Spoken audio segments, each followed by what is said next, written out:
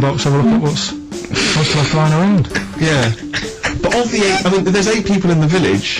My attention would be instantly drawn to the dodgy Mank fella. I mean, you know what I mean? It seems, in Manchester you can probably get away with this, there's a lot of scum up there, but down in this little village, you know, you got a little Miss Marple type and a little, you know, country policeman. Stop doing it now. Has he? Stop doing it, yeah. Cleaned up his act. Yeah. Good, alright, so with the Pope's dead, any other big news? There was that thing I told you about last week, the foot-long spider eats chicken. What does this mean to them? They're going to think that the world's been taken over by them. It's not done it. We're not going back. There's a foot-long spider on the loose. Are these people bright now? Well, let's have a look. Antarctic scientists. Yeah, they've probably got an O-level or 2. We're looking at penguins all day. Yeah. So how bright have you got to be? What do you mean? Well, what are they doing? Well, I don't know, do I? But they've been chosen. It's probably cost millions of pounds to set them up there. They're oh, Carl. I'd say this is like, for scientists, this is like Big Brother. You know what I mean? This is like a big dinner scientist here watching this, finding out what's going to go on, there's little challenges that they give them, little tasks. It's like Celebrity Love Island without the sun and slappers. Go on. I think, what else is going on? Well, while you're thinking, Carl, I should just tell you now, you threw that question out earlier, why are ginger people historically mocked? We've had a couple of responses on the text, 83XFM. Again, as ever with XFM listeners, don't believe what they say, don't trust what they say. But one of them, have we got any respect for anyone in the world? Get back to you. Pete in Tooting, now again I think this is nonsense, he claims that the reason ginger people are disliked is because Judas was ginger from the Bible. I don't know where he's come up with this idea. No, I've heard that. But I mean, are there a great many people from, you know, the Middle East who are ginger? Well, that's probably why he stood out. Sure. And he was probably fed up, and he thought, I'll get him back. Yeah. Maybe... Unless he had his hair dyed ginger when he was on the witness protection scheme. What did he do? Presumably he had to go into, after all came out in the book. What did he do? What did he do? He stitched him up, didn't he, to the Romans, didn't he, Judas? Didn't he do it for 40 pieces of silver or something? I'm not big on the Bible, but apparently... Incidentally, if you'd like us to stitch up any kind of Messiahs for 40 pieces of silver, just get in touch, 83XFM, we're willing to do that for you as well. So that's one explanation. There's another one here which is, again, I don't believe this for a moment. It says here, ginger people get a lot of stick because in Elizabethan times, people with ginger hair were told that their mother had slept with the devil. And that was why their hair was ginger. So there's 2 options. Maybe if you've got some more, you can any more spurious thoughts, then get in touch. 83XFM. But yeah, I don't know. So, no, it might be true for both of those. I mean, the point is that if either of those are true, they were already being picked on. If you know what I mean. Right. That's the point. It's sort of like maybe that's not the total root of it. Well, the Judas thing might be the root of it. The first big ginger to do some a little bit. So if he was bald, then old bald people would be like, yeah, get a hard time on that. Yeah. Well, we do mock you behind your back anyway, Carl. That's going on, don't worry. So play a record and think of something that's happened to tell these poor scientists what's going on in the world. All you've come up with so far is the Pope's dead and there's a big spider. What is that? It's chicken.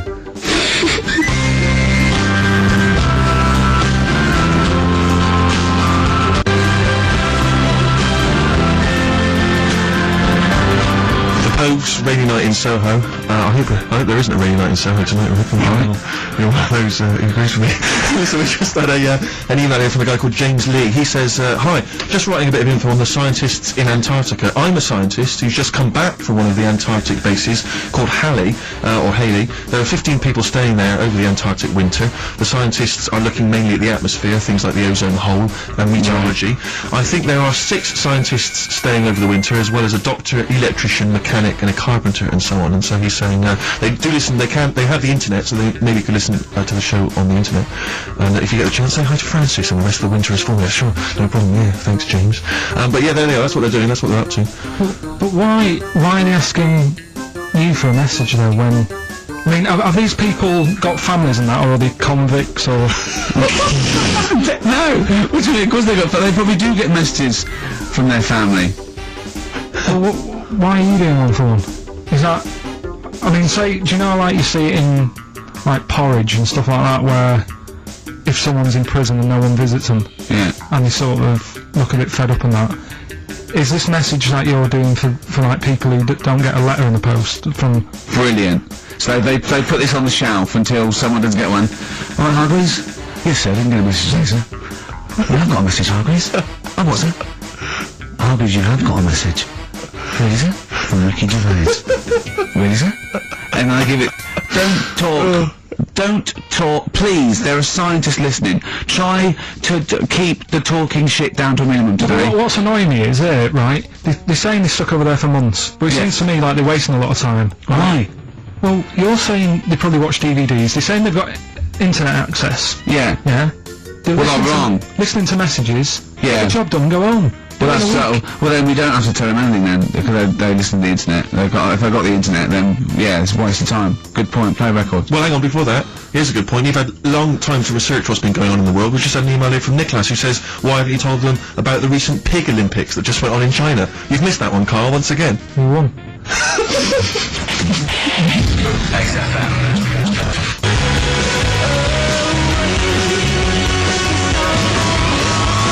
First of the gang to die, Morrissey, XFM 104.9, and Ricky Gervais with me, Steve Merchant and Carl Pilkington. Well, Carl, you failed miserably. The scientists stuck away. Right, one more chance. What's happened in the last couple of weeks? Just one more chance to... What have you seen in the last couple of weeks? Well, like I say, I don't really watch the news and that, so I can't tell them about that. But in a way, I think they're better off not knowing. I think that's the only good thing about being out there, isn't it? Not knowing about the bad stuff going on. Yeah. So I can't help them there. They don't need to look at the weather, do they? No, not even. No. But talking about the Pope and that. Yeah, it's pretty extensive. What about the EU Constitution and the no votes? What do you make of that? What are your views? What's the problem there? Oh, this isn't broadcasting though, is it? This is nothing. Come up with something. Well, the fat baby then, the fat baby that they found. That was on the telly. Right. Well, what was that? It's just a little fat baby. That I don't know. It's just a little fat kid and that. What? What?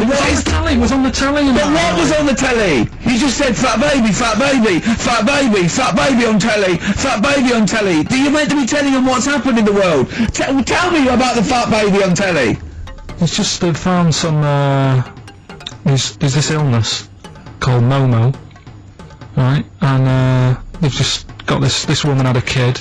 It's really sad. It was on Channel 4 and that, right? And kid's born. You sure it wasn't Jimmy Carr? Kid's born and that, right? Momo? It's called Momo. Isn't that that Black Music Award? No, right, little fat baby and that, and there's only 3 of them in the world. These little fat babies, right? And one of them. They're in danger. How fat? You're not telling what do you mean? How fat are they? 6 stone it was only 2. And there's 3 of them in the world, and there was this one, and there was one in Brazil. Are they like endangered? Is that the problem? Because there's only 3 of them in the world. I'm a bit worried. This is like a conservation campaign. No, it's sad. If you, I know it's easy to joke on that, but if you've seen it, it's a bit sad on that. Well, I haven't seen it, and I know nothing about it. Well, I've told you, there's 3 of them in the world. Okay, what else was on telly? Something I watched the other night, which was good. Again, you know, I learn stuff from the telly. I don't watch the news. Well, you don't learn stuff on the telly. You told us there's a fat baby in the world. Forget about them. The spider eats chickens, and there was a fat kid. Forget them in Iceland, right? Yeah. We'll give them Rockbusters later to do. Right? Iceland. But what's her name? I'll tell you what is interesting, Steve. What? I didn't know that much about it. Autism. Okay. Oh, good. There's some more entertaining stuff on XFM 104.9. Just to cheer up people. Go on, and what? Come on. No, right. Have you heard about it, Steve? Autism. It scares me to death when he comes up, when he touches on a serious subject. We've been talking about wheeling a dead Pope round, the Chinese don't age well, and ginger people are hated, and now we're going to touch on a really, I mean, my heart's in my throat. Go on, Carvin, tell me your insights to autism. Right, well, there was this, again, Channel 4, coming up with some good stuff at the moment, right? It might have been Channel 5. But what's the name? It It's was the attention span I like. these people who they've got like this autism thing going on. Yeah. And they sort of take in a lot of information. They get sort of they get so into it that they know everything about that subject and what have you, right? And there was this lad who he knew everything, right, about EastEnders. Right. He sort of the cameraman was saying to him, so you know why EastEnders and that. And he said, oh, I don't know, I just like it. And he said, I remember when I first watched it, it was a Thursday, it was 5 to 8, Pauline Fowler walked in, she had a pink jumper on, she said, alright love. And he remembers everything from that moment on. Yeah. Right, and everything. Which is great, but then, the way the programme was making out, it was almost like they were saying it's a disability. Right. When in a way, it's more like a superpower. Sure. Like Rain Man. If you can take it... Rain Man. No, I'm He not- has special autistic powers. Oh God! We must hope for Rain Man. I don't know what to do. So he can be a great there's contestant other on Mastermind. things. So autistic Sorry. Mastermind, he'd be Well, what I'm dynamite. saying is, don't be watching EastEnders though. Sort of, why didn't they give him an encyclopedia and say, get into that? Sure. That'll be useful. Yeah. Keep him away from EastEnders. Wasting his time there. But I don't think it is a disability. No. Yeah, there are other things, and they're not. It's also autism is a matter of degrees. From what I know, and I'm sorry to have to do this, but I feel that I have to at least be the voice of reason, as ill-educated as I am on the subject. But I think there's degrees of autism. I think some are higher performance than others. There's other issues with it. It's not they're just got good memories. They don't go around doing tricks for people because they can remember stuff. There are other issues with it. Do you know what I mean? Well, I mean, they seemed a bit... You watched the programme, what did you learn? That he knows when Pauline Fowler came in. Yeah, I mean, there was other bits where they couldn't control their emotions and stuff. Oh, But that other little bit, yeah. But the main bit of it was he didn't soak up information and stuff, and I'm just saying, it didn't seem really bad. Do you know what I mean? There's disabilities where people say that's a bad disability. It's like how people say about, This is I don't brilliant. know. This is just like, this is amazing to be in a room with this man. It's incredible. You just wind him up and listen to what comes out. And I'm going to sit back now. I'm not going to defend you or explain anything. Just go on and tell me about the other disabilities that are worse. No, what I mean is, how people can sometimes easily get mixed up. How people are scared of like a cyclop. When at the end of the day, he's got a disability. A bloke Who's scared of a cyclop? No, it's apart just from some- Jason and his Argonauts. Where's this cyclop that you're scared of? No, I'm just saying in history and in books and that. No, not in history. History happened. Yeah. But What are you thinking of? You're mixing history with Greek mythology and Roman mythology and every other type of mythology. What do you mean there wasn't really a giant cyclop that went round picking up ships and throwing them around? That's not history, Carl. Do you think Batman's history? No, but this was it was ages ago, wasn't it? When we were sort of. No, I'm not saying it didn't happen ages ago. I'm saying it didn't happen. Well, it might have done. There's no. I mean, what's so ridiculous about a fellow with one eye?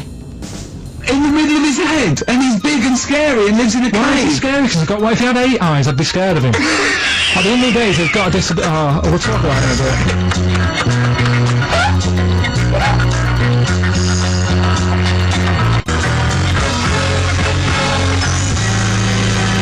Bobby Womack across 110th Street on XFM 104.9. I'm Ricky Gervais with me, Stephen Merchant, and over there, Carl Pilkington. Can I just remind people that... A man so stupid, it isn't actually offensive. I just want to put that out there. Yeah. Okay, good. No, just want to remind people that they can get in touch on the text 83XFM. You'll need that text number shortly because we're going to be playing Rockbusters very soon. Gareth has texted in, and he says quite simply, "What's happened to the webcam? All I can see is a bald monkey." Well, you're absolutely right. We'll try and get that sorted out for you. But we're rockbustering now. Do it now. Should we do it now? Say it up now. Okay, great. Yeah. So you should just remind people, Rick, particularly if they're trapped in Antarctica for the next few months, what this game is. Well, this is Blockbusters, just totally ripped off, and the clues are bands and artists. Carl says they're cryptic clues. They're not cryptic clues. They're more like, what word am I thinking of? They're tenuous. Some of them don't work at all. So it's really, are you in tune with a shaved monkey? I mean, it's nearly embarrassing to get the clue. I pride myself on that I don't really get them. and I'm sort of proud of that, because you shouldn't. Yeah. But anyway, I think I've given it a big sell. Yeah. Now, you do win TAT today, but the big prize is going forward to be in the draw in 5 weeks' time, when there's a signed Homer that I got Matt Groening to draw. If you go to rickygervais.com, you can see him drawing it. It's an original. Well, if they want to see it, they can go to xfm.co.uk/Ricky, and it's actually, just click on it, you can have a look at it. Oh, you can see all the pictures there, can't you? There's also a signed Nigel Tufnell poster, and us three as Flanimals. But there's a little actually video clip. I was on rickygervais.com. You can actually see Matt Groening drawing it. Well, those prizes are the ones the big prizes you can win in 5 weeks' time if you get to the grand final. In the meantime, it's the usual selection of mediocre gifts which will be given away. That we found in the draw that people have sent us to give away. First up, we've got I think most people agree, the mediocre John Travolta film Ladder 49, which I think barely made it into cinemas over here. We've also and we're giving that away. We're giving that away. Brilliant. On DVD, the TV series Grumpy Old Men, which I think is repeated every single night on BBC Two. Oh, and that's free as well, is it? Yeah, that's very okay. We've got the complete third series of Alias. Great gift, only if you've seen the previous 2 seasons. So, is that the one I'm in? I don't know, possibly. French and Saunders at the Movies, a collection of all their hilarious movie spoofs. Again, on television, I think every Friday. And the TV series Operation Good Guys. You know, fine series, but you could see that on UK Gold most nights. So, once again, an excellent selection. But if you win all those and take them straight down to Reckon and Tape Exchange, you will be able to get 2 albums that you actually like. That's exactly right. So, people send us them, so they can sort of get bigged up on the radio, so that's done. We don't need to know about that. angry. So, anyway then, three clues. Well, hang on, let's play the jingle. No, I haven't got one. You not got a jingle for Rockbusters? No. Do one quickly now. Okay. Rockbusters. Brilliant. Right, so we got 3 of them. Cryptic clue and the initials. The band, it could be a band or an artist. We've done all that, haven't we? Right, first one. The fella let his wife know how he got the bruise on his leg. Right? Give us that again. The fella let his wife know how he got the bruise on the leg. He got a little bruise. Yeah, it's all, imagine that in the Times crossword. You read it again, it's slightly different. Every time I look back at this crossword, it's slightly different. All the words change. It can't be cryptic. The initials there, CL. Right? CL. Fella got a bruise on his leg. He let his wife know how he got it. What's going on? Right, second one. All the muttering! And what's the next second one. clue? Second one. That Potter lad had a lot of bottle doing all that stuff with the wizards and that. Right? He had a lot of bottle playing with the wizards and that. What's all that about? Right? I love it!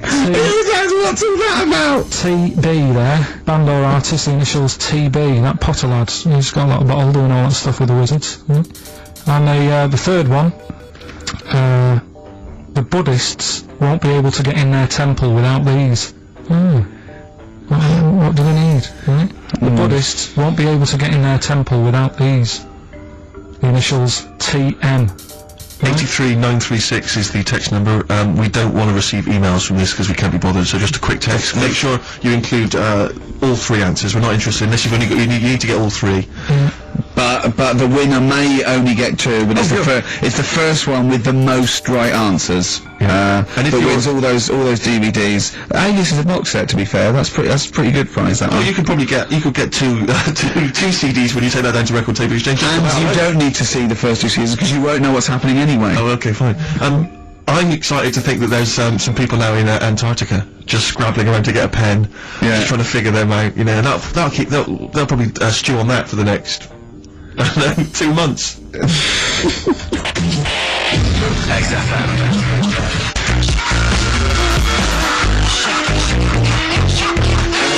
Forward Inc.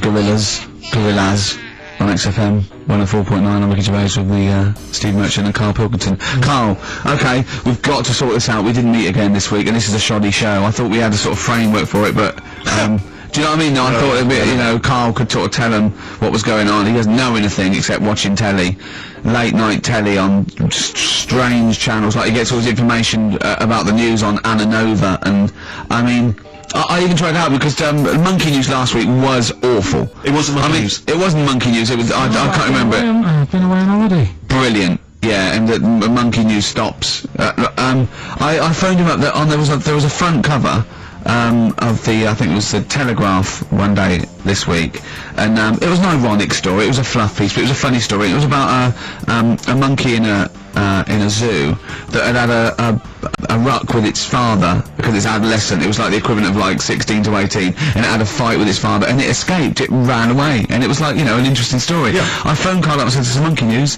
A monkey has escaped from its cage after an argument with its father." And he said, "What was the argument about?" I mean, he thinks like Homer Simpson. Yeah. What was the argument about? Like the zookeepers are going, "Oh look, oh no, he's brought up his untidy room again." The father, "Oh look, he's caught him smoking again." I mean, what do you mean, what was the argument about? They have fights. They have fights, and then it ran away. His dad wanted him to go to college, but he just wants to quit and get a job. Yeah, and he fancied a monkey in the other cage, and the father was saying, "She's not good enough for you." Oh. So we've got some monkey news today? Yeah, I got a little bit of You've got a little bit of monkey news, right? You've redeemed yourself then this week. We've got some stuff there on that.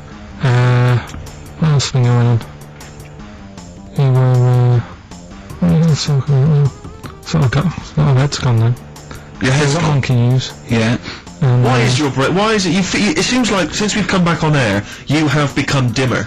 I mean, it is extraordinary. It's like BSC has kicked in. Or and did you we really just are- forget? We just forgot. Maybe what- it's been a long time. We've forgotten just how stupid he is. Yeah. It's proper. Do you mean it's the silences?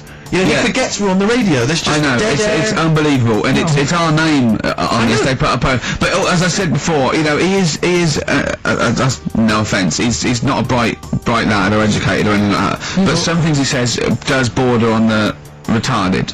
Oh, yeah, I don't know. I've been trying to take in too much information though, that's the problem recently. Well, I said to you last week, I've been like reading more books and what have you, and trying to take in too much, but the problem is, like even watching telly and that now, Suzanne said to me, you know, stop doing that, stop watching telly late at night and going to bed, because it's making your brain too active. And I'm sort of... Heaven forbid. And you know, I'm trying to get to sleep and I can't, and then when I wake up, she had a go at me the other day, right? Because it was the night after watching The Fat Baby, right? Woke up in the morning, and she had a go at me because as soon as I woke up, I said, it was something like, "How can you freeze time?"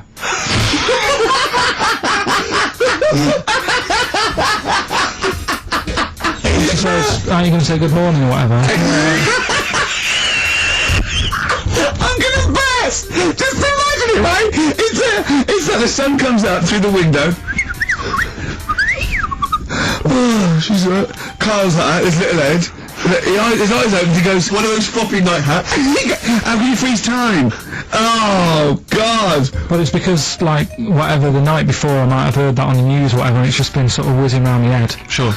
And, you know, it was a big debate. I think have they found a way of doing it or something? What are you talking about? They've done something about freezing time and all that. See, this isn't information, this is nothing. That is nothing, that. They've done something about freezing time. Imagine Jeremy Paxman coming on, going, "I had the issues tonight, said something about freezing time." It's you think before you talk.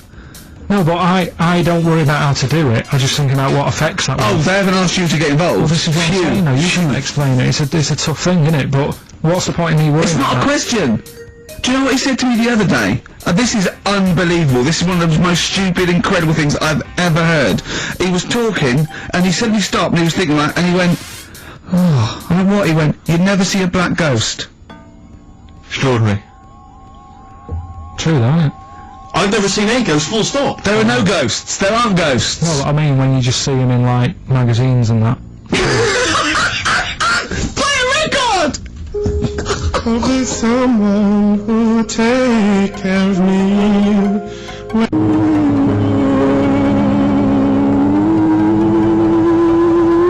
Anthony and the Johnsons. Isn't that beautiful? Interesting. Hope There's Someone on XFM 104.9. I'm Ricky Gervais, with me Steve Merchant and Carl Pilkington. Well, Carl, more revelation. We were talking about it last week, but Carl brought it up again just now. Didn't want to go to the doctors, didn't want to have a full sort of body checkup that may save his life, because he saw on the website they do a test where they have to insert a finger in his arse. Don't tell me about it. Why? Don't put it on the website. Just put, we look at your heart, Yeah. we check your blood pressure out, Yeah. and then they could just do it quickly. They could just sort of say, right. How can they do it quickly? No, but what I'm saying is, it's worse, isn't it? Going in there, knowing that, I mean, they've got it on the website, so you're on the journey on the bus thinking, in about 20 minutes I'm going to have a finger up my arm. But they're doctors. Yeah, but just They're not doing it for a laugh. They're not filming it with a two-way screen. They're not putting on boxing gloves so it hurts more. They're up. Oh, it's prostate's all right. Out again. Out again. I'm just saying, in the day, the sort of. Do you think they're in the pub going, here he comes? It's Pilkington, I have a finger up his arse. Do they allow ladies to do that? Do they allow female doctors to do it? Of course they do. They're doctors. That's worse. You're sounding like him. No, I'm just interested because, you know, do they allow female doctors to do the finger up the arse thing? Well, of course they do. They're doctors. Forget the female and male. They are doctors. Right, do you know any female doctors to do that? So what I mean is, isn't it a bit like if you're being searched at an airport, you know, and you're a woman, they send in a woman person to search you. They don't send in a bloke to do it. Is that the same thing? Yeah, they probably trust someone who's gone through 6 years medical college not to be taking the piss as opposed to a fat security guard who couldn't get anything else. Do you know what I mean? You're talking about there's doctors all the time coming out in the papers, oh, they gave them this so they could look at their boobs or whatever, or, you know, it's all right, you're always hearing stuff about dodgy doctors. But what I'm saying is, the reason why they do that security, because there's lots of security people, and they can, you know, for your own, you know, for your own modesty, there's a female one to search females and a male one to search males, and that's fine. But there's not like 4 or 5 GPs to choose from, and you go in there and you go, is it your arse and testicles? You want a bloke or you accept got it. long fingernails? They don't have long fingers. What do you think this female GP looks like? She's sitting behind the desk like Cruella de Vil with cleavage and long red false nails going, hello love, bend over, this may hurt a little bit. There's gloves and Vaseline. I don't believe there's 2 of you now in the room. Carl, they're doctors. They have to, what would you rather than put the hand down your throat and round your alimentary canal to feel your arse? It's a quicker way in. You seem to know a lot about these doctors who stick fingers up people's asses. You're a very well-informed gentleman about this sort of thing. Say if they did find something, Yeah. would you then have to get like a second opinion, so someone else's finger? Well, no. They test it to see if there's anything suspicious. That it's usually a swollen prostate, which can be anything. So they catch it early, and that's it. They feel up there. But if you want a second opinion, then the same doctor will just stick a thumb up and have a feel around there. So it always works in the same way. Yeah. Well, if there's a doctor who can, I don't know, put me at ease. I mean, surely there's another way around it. I don't believe that. I mean, what is this? 60 million people or something in the world, aren't they? 60 billion or something? well... 6 billion, something. Yes, you got it. Right. You hit it. Well done. That's good work. Right, so yeah, there's 6 billion did I say? Yeah, what's 6 billion then? Loads, isn't it? Yeah, but... So if you want a doctor to phone up to assure you that the finger at the bum thing is not painful and that it's necessary, and that It's that not it's necessary, just really. It's just that it's not an easy way round. Alright, what's You know the what I phone mean? number here?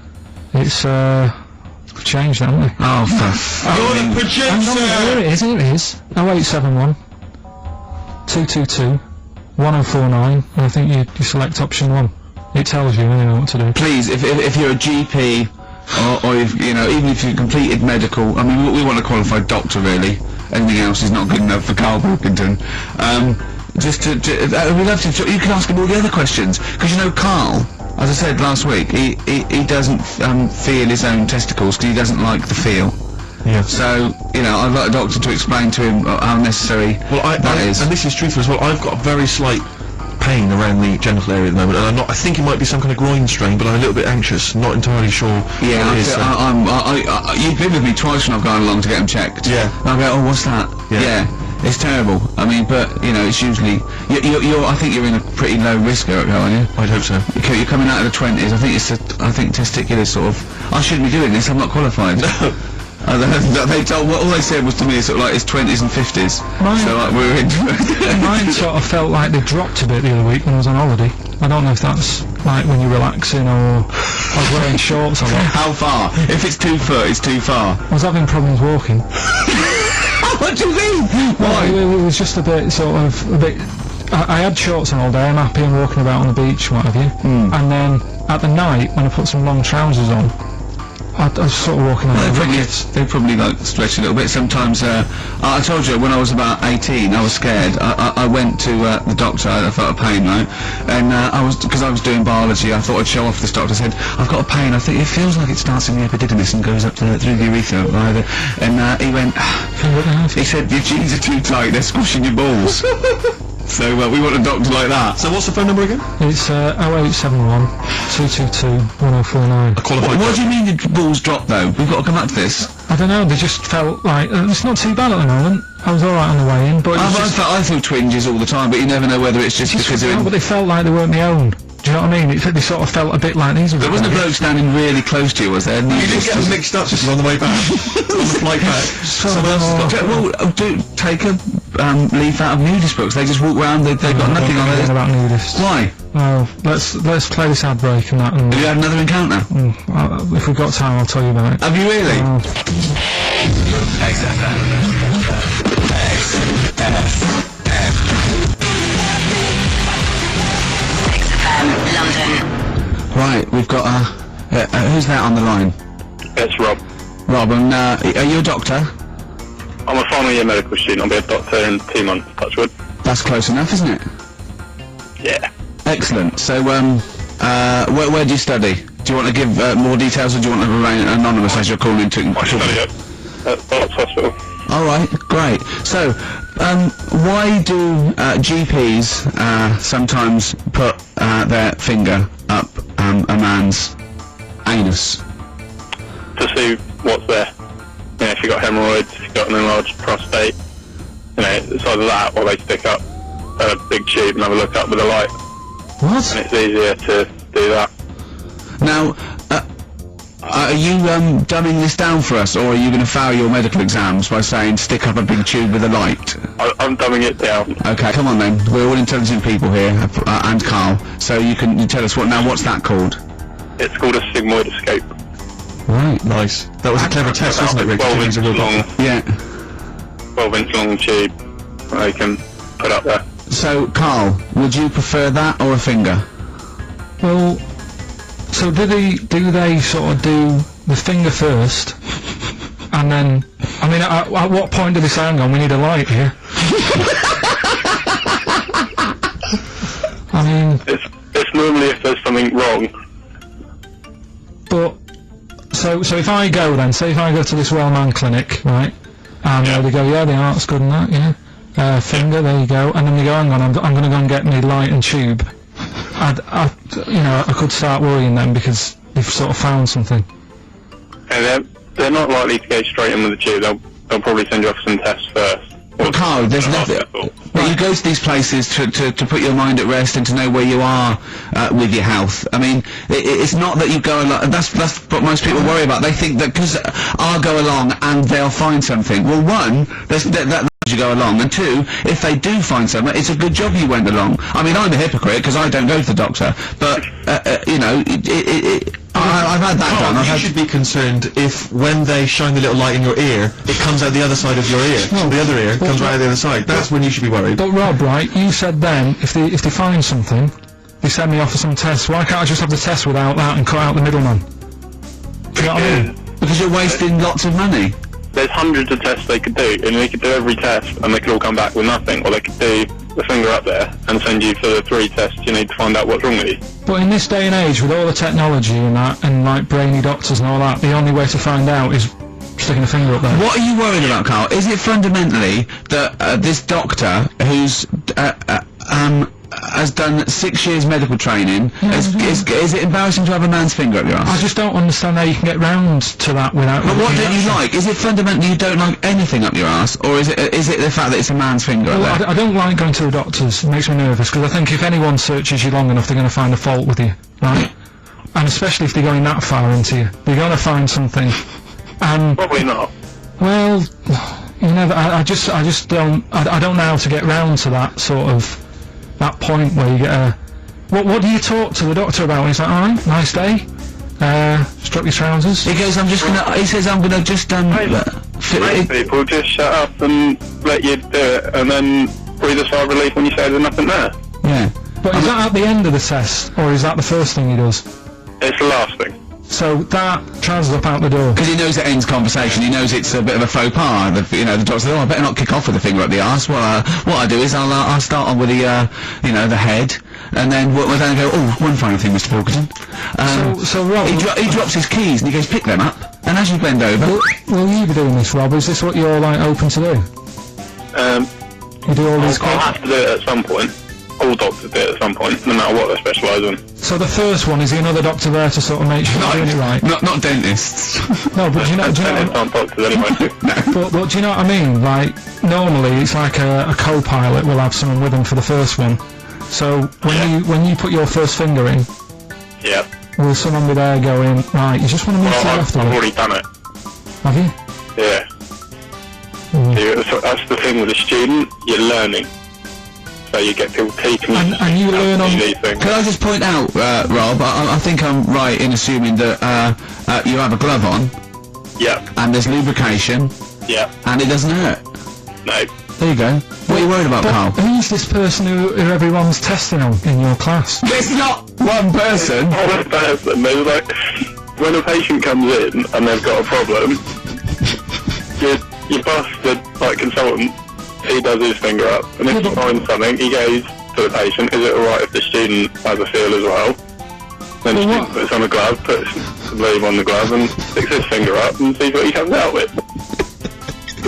Rob, I wish you could see Carl's face. I mean, his face when you said, and he says, "Can this fella have a go as well?" He looked horrified. He thought it was a free-for-all, like there's a queue of people trying on gloves and going, "Let's have a go. That looks good up there. What have you found?" No, but I mean, how come you had to sort of? Is it not something you could test on yourself rather than waiting for other people to come in? Because then you know. It's an awkward position to get to, really. Isn't it?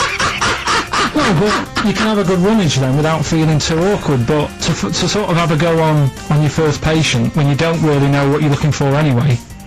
Do you know what I mean? Never really thought about it. Because you don't. If you've never done it before, you pop your finger in there, and you've got to sort of look. You've got to have an expression on your face, like you know what you're finding. Well, they can't see what you look. They can't see your face. There, you got the big boss consultant man going, now move your finger there, and you'll probably feel this, because he's just done it. He knows what's there. Well, what? Oh, so he's already had a go.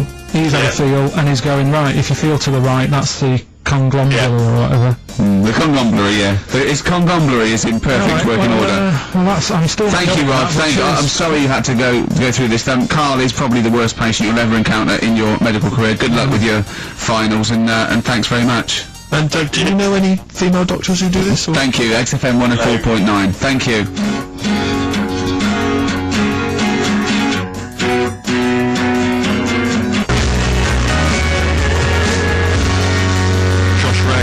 It's the night time on XFM 104.9. Steve Merchant, Ricky Gervais, Carl Pilkington, and what is it time? I think so. Yeah. Oh, chimpanzee, that monkey news. Right then. So there's this monkey, right, in Canada. It's in a zoo in Toronto, I think it is. His name's Pascal. Right, and what happened was all the people in the zoo sort of said, what can we do? Sort of spice the day up a bit. Yeah. So they left. Embellishing. No way this is a news story. Let him do the news. Okay. So they Any left. dates? Just let him read the news. Well, Well, I interrupt Moira Stewart. There's an announcement. No, because she always says today, so you know it's news. She doesn't say, right, there was a monkey, right? Right, Well, okay. in Canada, Go on, right? mate, just finish it. It'll be all A right. couple of weeks ago in this zoo in Canada. Right. They got a camcorder Right. and they said let's leave it for the monkey to have a play with, right? So anyway, they passed it around. Won a BAFTA. And a couple of chimps and that were rubbish at it. They were like filming the floor and all that, and the fingers were always in shot and stuff like that, right? But anyway, there was this one chimp called Pascal, right? Who Annoys me that he calls them monkeys, though. They're not monkeys, they're apes. he was a dab hand at it, right? He was like filming stuff, really good shots, you know, sort of nice mood and that. He used the lighting properly and all the rest of it. No, he didn't. This is the news. What are you talking about? This is the news. Steve anyway. is so annoying. You know it annoys me so much. Things like that. He was a dab under. He was doing really good shots. It really annoys me. Let's hear the news. Anyway, right, so he started, at night, like when the zookeepers went home, he started filming, like, other monkeys on the go, like, whilst they were at it, right? And he was filming them and what have you. The Ron Jeremy of the zoo. You know it's going to end up on the web. So anyway, the zookeepers came in the next day and it's like, let's see what shots he's got. Anyway, he's got all this, like, you know, all these monkeys at it and what have you.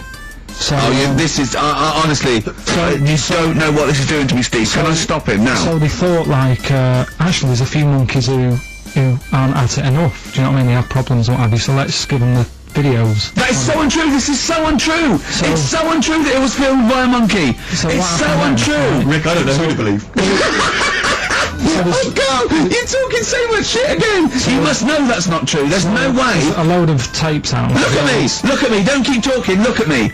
You must know that's not true. Can we just hear the end of this It's all news? here. You had a go at me last week because I didn't have the full story. I've got the full story, you're still not happy. There is no way that by chance, what should we do? Let's give him a camcorder. That could happen. He then films him at it. That might happen. It might happen, but I don't think he'd keep the camera still. Two, they go, oh no, yeah, this is good stuff. This is good shit. This porn's good shit. Anyway, Look at so that. He's got a lovely shot, yeah, isn't it? So this is ridiculous. Let me just recap, because I lost my way there. So the monkey has filmed the monkey porn, and now they're showing it to the other monkeys. Is he directing? Can you hear him saying stuff? Can you hear him go? It's just like, you know, Chimp Pimp 1, 2 and 3 and all the rest of it, right? But anyway, so they've got all these other tapes, because what happened was, they said he's quite good at this. Oh, And the God! animals are happy having him around because he's not a human, he's just one of the gang, do you know what I mean? So they started putting him in with other things like, you know, ostriches. Right. Shit. It was and you know they have a problem with pandas in Japan. So they've sent him out there, filming a bit of. Where are you going? Honestly, you really annoy me. There's no way this is happening. Can we just hear the end? Why can't he just find a real story about a monkey? Let's hear the end. The end is He's in really China. that he's going to China. He's filming the pandas and what. No, he's not. They wouldn't send a monkey director. They would not send a monkey director.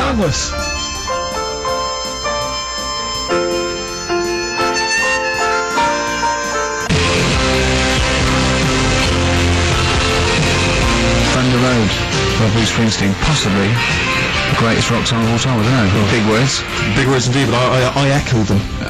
Well, we've run out of time. We've got to get on with the show. It's near the end. I've enjoyed it. The scientists stuck in a big, I don't know, hut in the middle of nowhere in pitch darkness. 10 of them.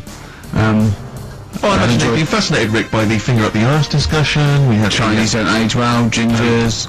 Yeah, all that. the big fat kid. Well, actually, they're probably securing the knowledge that if they want to kill some time and it's dark, there's anything better than stick your finger up someone else's arse. Exactly. So enjoy that. But they've been hanging on for Rockbusters clues, I imagine. There's the answer. So give us the clue again quickly. Alright, so the first one was the fella let his wife know how he got the bruise on his legs. Go on. Right, that was Courtney Love. Yeah, Courtney Love. So that's Courtney Love. So that's the fine. first one, CL. So that one's fine. The second one, that Potter. What am I doing? Letting that one Just let it go? go, just let it go. Am I just letting that go? Annoyingly, we haven't got time to take issue with it, Rick. Okay. That Potter lad, he's got a lot of bottle, hasn't he? Doing all that stuff with the wizards and that. Go on. That's Brave Harry, yeah, the Bravery, current sort of XFM band, the Brave Harry, that works as well. No, it doesn't. And the last one, No, it doesn't. No, it doesn't work. the Buddhists It doesn't work. won't be able to get in their temple without Doesn't these. work. Brave Harry. Brave Harry. Doesn't work. Brave Harry. The Brave Harry. Buddhists won't be able to get in their temple without these. TM, that's Yeah. the monk keys, right? So who got all them? The monk keys? Who got all them right? Which band are called the monk keys? The monkeys. Oh, the monkeys. Yeah, the monkeys. Right, so who's the winner this week? The winner this week is Gina. Go on, we're letting that go, yeah? Gina got them all right. I think I texted her she was from Horrorstead. I don't know, I've never heard of that place, but I assume that's right.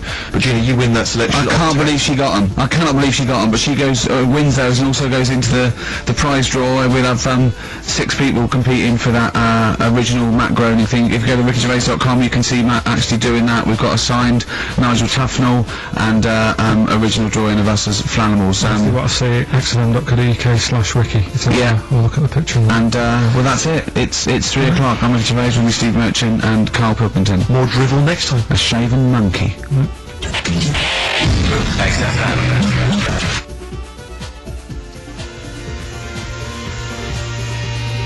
An honest mistake by the bravery on XFM 104.9. I'm Ricky Gervais, with me Stephen Merchant and Carl Pilkington, our producer. Right. In inverted commas, heat pup.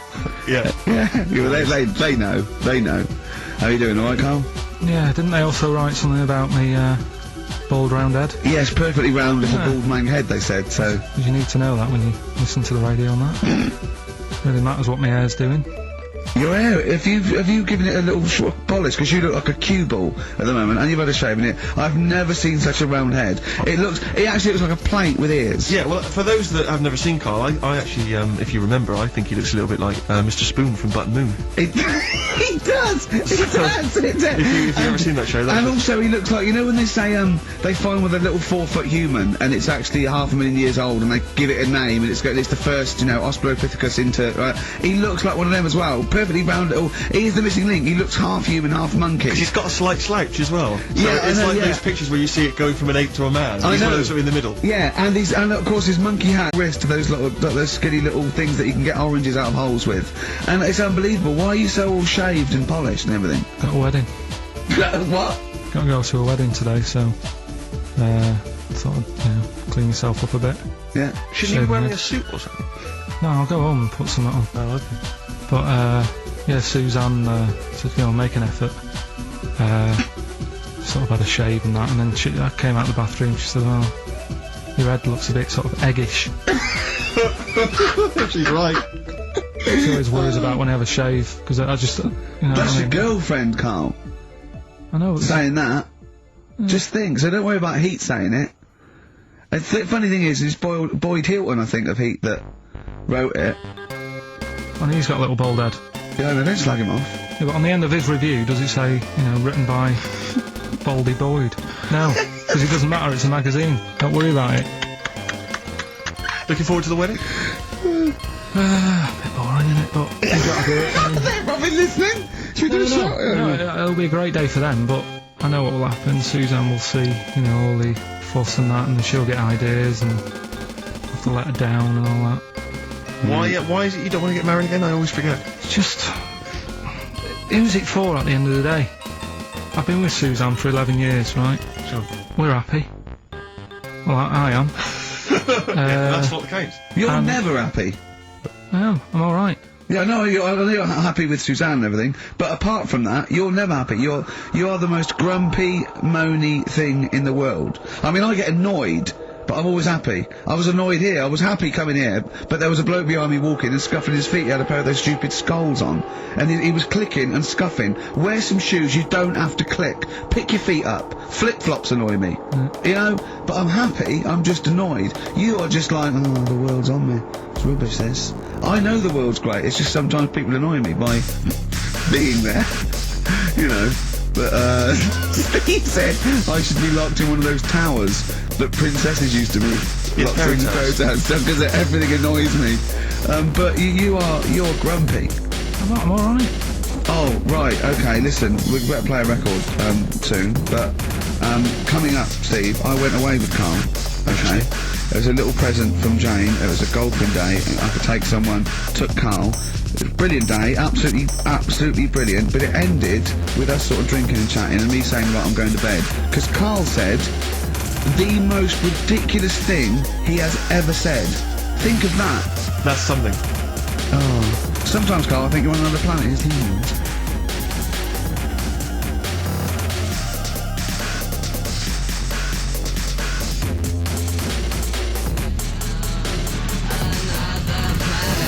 Never go another planet, they're the only ones. What a song. Amazing. One of my favourite intros ever. Dr. Fox disagreed with me. His favourite ever was, I think, Money for Nothing, if I remember correctly. Interesting. Yeah. Another great tune. Yeah, another great tune. I'm not knocking him. If you'd like to let us know what your favourite intro of all time. That number again is over. Right. Well, we got so much to get through with this show. Let me just get I don't quite understand. You were given a gift, and the gift was a golf day of golf. And yeah, for my Christmas present, part of my Christmas present from Jane, a night away, 2 rooms, 2 rounds of golf, dinner for 2, right? But not with her, I noticed. Well, she doesn't play. No, she knew. No, it was a present who was playing golf. It was a golfing night. She doesn't play golf, so I had to choose someone to take away. It's alright. It wasn't a romantic meal. No, that was my immediate thought. Yeah, me and Carl just getting in there in the jacuzzi together. It just sounds like an excuse for Jane to have a day off from you. But you don't play golf, Jane. I know. Go. Yeah. Enjoy yourself. A bowling ball with Yeah. my name on it. So, chose Carl, obviously. We went. It was a great day, wasn't it? Brilliant round of golf, absolutely brilliant. Such a beautiful place in Stoke Poges, it's like a really posh place. And are you a good golfer? Well, we'll get to that. Well, he bought the shoes especially for it. Oh, I'd love to tune in those little shoes. I know, and they were no good because they were metal spikes. We had to change them. He was annoyed straight away. He spent over £22 on these golf shoes. We hired a buggy that was brilliant fun. I was bombing along, wasn't I? I don't drive, but it was great on that buggy. Well, you've been on a buggy with me, and you were a bit scared. Yeah. I nearly killed us once. I was just taking banks and things, but you don't see sort of bunkers, and he'd scream, go, stop! And he'd put his foot down the brake, and then I reversed. At one point he sort of did a handbrake turn next to the lake, and then we had to reverse, right? And you just flick a switch and put your foot down. He did that without looking. I look behind, there's a big oak tree there. Screams, watch the tree, right? So, Dukes of Hazzard. I kept jumping in and leaving him behind because I had to go to my ball. Because anyway, the first shot, I got on my driver. I honestly did one of the best shots I've ever done. It went straight down. It was great. I thought, phew, got away with that because it's always the first one because it's a clubhouse and you want to look good. Yeah. So he tees up, man. And I've been saying, buy some balls. He just got 6 balls. I was going, what if you lose me? I want these 6 balls, right? He gets good. He tees up, right? Whacks it. It goes miles, like right angles, straight into the woods, right? He turns around. He goes, go and buy some more balls. So I'm laughing because it's like impolite to laugh, but he broke the ice for me, and I was falling around. And then second shot, I go, you're off for 3 now. If you take another shot, he went, oh, right. So it's his 3rd shot. He puts the ball down. He hits the ground before it and misses the ball altogether. And I was on my back, wasn't I? Unbelievable. Actually rolling about on his back. And we were terrible. I went round 107, he went round in like 119 or something. Sure. It was just rubbish. How long did it take? 5 hours. Of course. And there was no one around, luckily. But it was fantastic. So then we go and have our meal. What annoys me, I said, right, I'll go for a run, you and I'll have a bath. I said, I'll see you at 7:45. At 7:55, I have to call him. He's not ready, so he's let me down there. I can't stand lateness or laziness. Yeah, and he's let me down. Do you know his excuse? He fell asleep in the bath because there was no light bulb. There was no light bulb in the bathroom. So instantly he fell asleep. And he was late. No, do you know what I mean though, Steve? If you're sort of like nice and warm and what have you. I was tired anyway, I've been stressed out for 4.5 hours, right? My life flashed in front of me a few times in that buggy. So it's all sort of wears you down a bit. I thought, right, I've got a headache. You're going for your run. I'm going to have a bath. I walk in, put the light on. For some reason it didn't come on, but I thought, it's alright. I'll just, doesn't matter. You can have a bath in the dark. Summer, so it's light anyway. Well, there's no windows in the bathroom, so... So you were in the darkness? So I'm in the darkness. I nod off because I'm shattered. He calls up asking me. So I said, well, I won't... it doesn't normally take that long for me because... I haven't got, like, long hair, I've got a dryer and shit, I can sort of one wipe. Yeah, he's already 10 minutes late, though, when I called. Well, 10 minutes. 10 minutes. Lateness is lateness, next. It doesn't matter, dinner wasn't till 7:15, so we had, like, another 20 minutes anyway, so it doesn't really matter. Yeah, but we said 7:45. So he's calling up, hurry up, so I said, yeah, alright, so I get out, and drying, like, my tackle and what have you, calls back again 30 seconds later. You know? No, I don't, I don't like that. Do that, no. Give it a wipe. 30 seconds later, come on. So I end up going downstairs to the meal area. Naked. With a wet shirt on and wet socks. I've got headache as it is. Meant to be a relaxing weekend. But anyway, so we have our meal, which is really nice. And then we're sitting in the bar. I'm having a cigar by the fire. Yeah. Like we're having a rather nice Pinot Grigio. Yeah. He's there going, I've got a headache. Is this 1955 that you live in? It's so right. We are knackered because he's not used to work. I've seen him moaning, falling asleep. He's not used to it at all. And you've been on your feet for over half an hour. Yeah, right. So, we didn't even walk round the golf course. We had a buggy. Yeah. It wasn't even exercise. So we get onto conversations. Talking about, he's asking me stuff about evolution. What about tell me that? Why the giraffe? What's that rubbish about the giraffe getting a long neck? I said, well, it didn't try and get a long neck. It was selected. And he said, but why would evolution do that? I went, well, you think that evolution didn't do anything. There's not this consciousness, there's not this will that a giraffe has to stretch its neck to reach the leaves. It won't have a long enough neck to survive and pass it. He was going, yeah, but why did evolution? This isn't. But by the way, this isn't the most stupid thing. This is warming up. This is about 8:45, right? He said, why didn't evolution make a giraffe good at carpentry so it could build a ladder? Right. Yeah. Okay. No. All right. Okay. So he's thinking around it. He's trying to pick holes in evolution. Yeah. We get on to. I said, well, things are. I said, we can see the speed of evolution in lower life forms like bacteria, viruses. They evolved, and that's why soon we won't have an antibiotic that can kill some certain bacterial strains. And he said, and this is about 11:30, and I said, I'm going to bed. Right? He said, in the future, they reckon you'll be able to wake up and eat a yogurt you can have a chat with. I don't know what that means. Let's put a song on, right? I'll come back to So it. you're going to explain that? Yeah. You've got an explanation.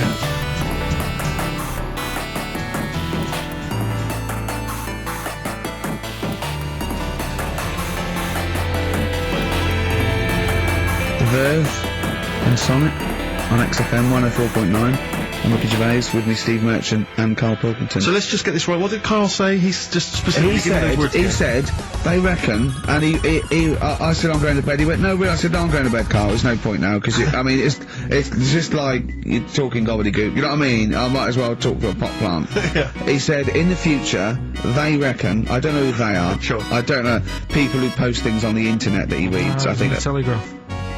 Anyway, complete the sentence. they reckon that in the future you'll be able to wake up. I love it. There's always a little scenario, an embellishment, like this little. Oh, hello, darling. It's your yogurt. Hello.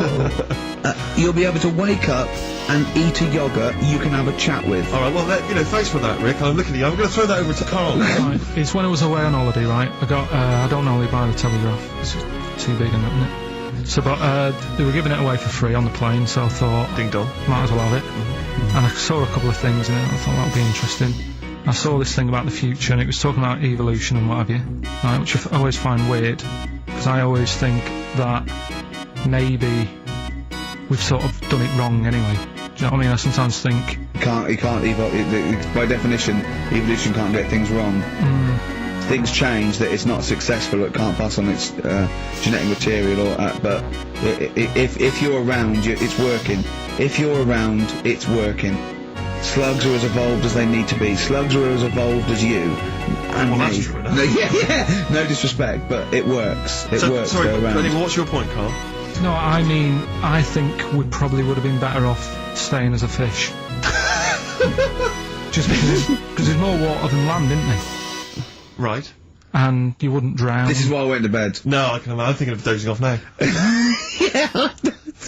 No, but do you know what I mean? From what was it? It was bacteria, it was fish, mermaid, man, onwards and what have you. So anyway. Oh God! There are a few knowledge gaps in your theory of evolution. You generally got it right though. So I mean, basically, yeah, it went bacteria, fish, mermaid, man. What's next is the big question. So it was telling you all about this and what have you, and saying how like we shouldn't have interfered because maybe if we wouldn't have invented plane, maybe we'd be able to fly and what have you. Sure. If we really needed to and stuff like that. Okay. So we've interfered with with evolution, you see. Right. But then it was saying, well, what's the future got? Well, yes, in one way we have interfered with evolution. Yeah, the evolution of the human being in society is changing. It's no longer based on the strongest or the fittest, because medical science can keep us alive long enough. People can pass on their genetic material where without this civilization they wouldn't have been able to. So yeah, there are different parameters, there are different pressures, there are different things that say whether we're going to pass on our genetic material or not. Okay, so in that sense you're right. And that, Rick, as far as I'm aware, has led to a yogurt that you can eat and have a conversation with. So this is what it was saying. It was just saying, you know, we're living in mad times and that. You know, there's a lot of weird stuff going on. One of which is... Go on. And the fellow was just saying, you know, with computers and stuff like that, the way it is, we'll be able to wake up, Go on. have a chat with your yogurt, and have something to eat. What do you mean, have a chat with your yogurt? Because of the amount of, I mean, you have them yogurts already, those friendly yogurts. Those bacteria-friendly ones, so this is just a really friendly one. Yeah, they don't. Oh God! I might burst. Do you know what? Sometimes, Carl, I think that we're having a chat with the yogurt. Do you know what I mean? There can't be any difference. Yeah, but then I'm always reminded that would be more entertaining. That would be more informative. God. XFM.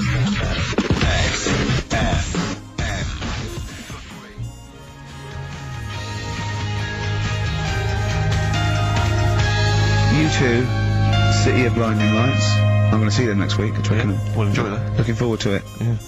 Thanks Yeah. again for letting me know about your, Old Nobbo and Edge and all that. Now listen, you just got an email there saying, can you turn up your microphone, Steve? Apparently my voice is a little bit, quiet. Carl has to do one thing, make sure we're heard. That's all he has to do. Well, I can hear it. Sounds fine to me. Well, not to the listeners, and that's who we're trying to please. Well, Yeah. it's one person, so they can't hear Yes, but we've only got one listener. So he's Yeah. not happy. We're buggered. You're allowed to say buggered. Not twice, certainly. Once could have been a mistake. Yeah. Twice, pointing it out is definitely, complaint material. Now, Carl, you haven't told us about your holiday yet. You were meant to do it last week and you didn't. You started on this, but we didn't have time because we had to do monkey news about a monkey who was a director who cared about lighting and stuff. Is there more monkey news this week? Is it as? Okay. Is it real monkey news? Did it happen, or is it mostly embellishment in your round little head? It's proper stuff. Yeah. Okay. Good. So holiday. Where'd you go on holiday? Sardinia. Good. Yeah, it's alright, yeah. Nice food and that, it's important, isn't it? Yeah. And nice beaches and what have you. Excellent. Always like a nice long beach to walk down. Yeah. But, so we're having a nice walk, right? You know, nudists do me head in. Sure. Right. Not a problem though, is it? It's not like being scared of spiders where they might jump out under the kitchen sink at you. You know what I mean? It's not a big problem having your head done in by nudists. Yeah, but it just annoys me, it sort of ruins the day a little bit. Because it makes me feel uncomfortable. Right. Take your clothes off if you feel uncomfortable. It's much more relaxing. Yeah, but, well anyway, right, so I'm walking along the beach, right? Lovely long beach, what have you know, watching the sea, picking up shells and that. And what are you wearing? What's your natural beach club? When he says picking up shells, I imagine he's on all fours going, like that, you know what I mean, looking at things. Just like washing his nuts in the sea to get them tasty. Yeah, going into the sea and then kind of shaking himself and all the water flows off. Yeah. I've just got, flip-flops on, pair of shorts, and like a little light shirt. So anyway, walking along, and Suzanne goes, oh look, right. And there's this woman, German I think, coming out of the... How can you tell she was German? Underarm hair. I'll get to it. Forget the underarm hair. She came out, it looked like she was smuggling seaweed. I'm going to burst! Oh God! And the funny thing is, right, she, smuggling seaweed! Oh God! She was a bit hairy down there, was she? mental. I felt bad because I hadn't had a shave for 2 days, right? Looked at her, it was ridiculous. She might as well have kept her trunks on. It was just like she was wearing furry trunks, right? So anyway, so I'm walking around. So, Yeah, go on then. So Suzanne's like, oh look, and I'm like, oh, not again. You know, 'cause every time we go away, it always seems to be one of these. Is she by herself, this woman? Well, the weird thing was, she was with her husband, right, but he had shorts on, he was happy, right, but every time, like, because I walked past her, and he sort of ran off, because he's embarrassed. You know what I mean? There's nothing normal about it. What can he do? He can't go, alright mate, because he knows it's odd, right? Sorry, how old is she? It's hard to tell when someone hasn't got clothes on, you know what I mean? They always look older, don't they, when they haven't got clothes on anyway, but I'd say she was about 40, 41. So I walked past, and the annoying thing is, she got there on a bike, right? No clothes on, little pair of boots next to the bike. So if you can wear boots, just pop some shorts on. You know what I mean? That takes more effort for me, putting boots on. So put the shorts on, right? So anyway, so the husband kept running off. I walked past, and I'm getting annoyed because I'm saying, well, we've got to walk past them again on the way back. I like the fact they're scuttling away when Carl walks past. Like when you lift up a bit of sort of iron sheeting in the woods and loads of mice run away. Yeah. But whenever Carl goes, that nudists run away. Yeah. Oh, right, okay. But no, so we sort of come walking back and what have you, and you know, I have another look and what have you, and he runs off again. Why are you another look if it offends you so much? Oh, you might as well just have a look. You know what I mean? If she's putting it on the show and what have you. But the interesting thing was that I just wondered whether the husband... If the husband were nude, you'd looked at his tackle. Because remember when you went to see the two strippers and it was a woman and a man and they whipped their shorts off, you said you looked at his tackle first. I think any bloke would. Wow. You would. You just check it out, it's natural, isn't it? You just go, oh, right. It's normal, whatever. Because you don't know if... You know what I mean? You don't know if what you've got's right until you see someone else's. No, do you know what I mean? Yeah. Well, anyway, so, but it got us talking, because I was, then, as soon as I saw her, sort of, day's been ruined a bit, so I'm walking up the beach. Walking up the beach with Suzanne going, how does it happen? Do you know what I mean? Why do people do this? What fun are they getting out of it, and what have you? And, I just was thinking, is there any chance that fella, right, didn't even know that she was a nudist until they went away? Do you know what I mean? Because I said to Suzanne, say if I met Suzanne, it's like we're getting on, yeah, everything's fine. And then you go off on holiday and you go, you haven't got much luggage. And she's like, no, it's fine, this is plenty, and I think that's weird. And then we go down the beach and she whips her knickers off. I'd be annoyed, but there's nothing I could do. Do you know what I mean? Sure. So I'm just wondering whether that's what happened to this fella. Every time someone came walking up, he was like, oh god, this is embarrassing. And he kept nipping off. Yeah. Finding something else to do. Look at some shells.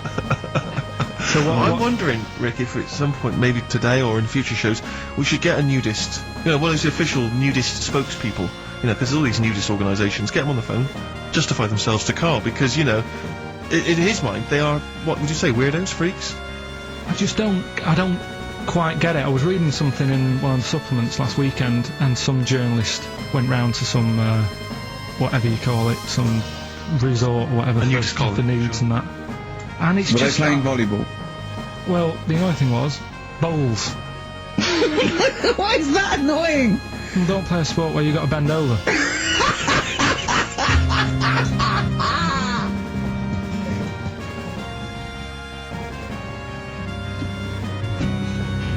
Neil Young from the album Zuma, and that's Pardon My Heart on XFM 104.9. Ricky Gervais, Steve Merchant, Carl Pilkington. We just had a text here that says, and I don't know what truth there is in this, as ever, but John says there is apparently a nude bike ride today in Hyde Park.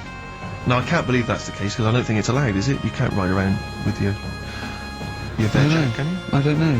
Why would you want to? Well, it's a good point. On a bike. On a bike, I like the fact that that's what disgusts him. I want. Do you know what? If we did appeal for a nudist to call in, I'd want a very specific sort. I want a German nudist, a middle-aged man called Helmut. Okay. If there is any, or the closest one to it.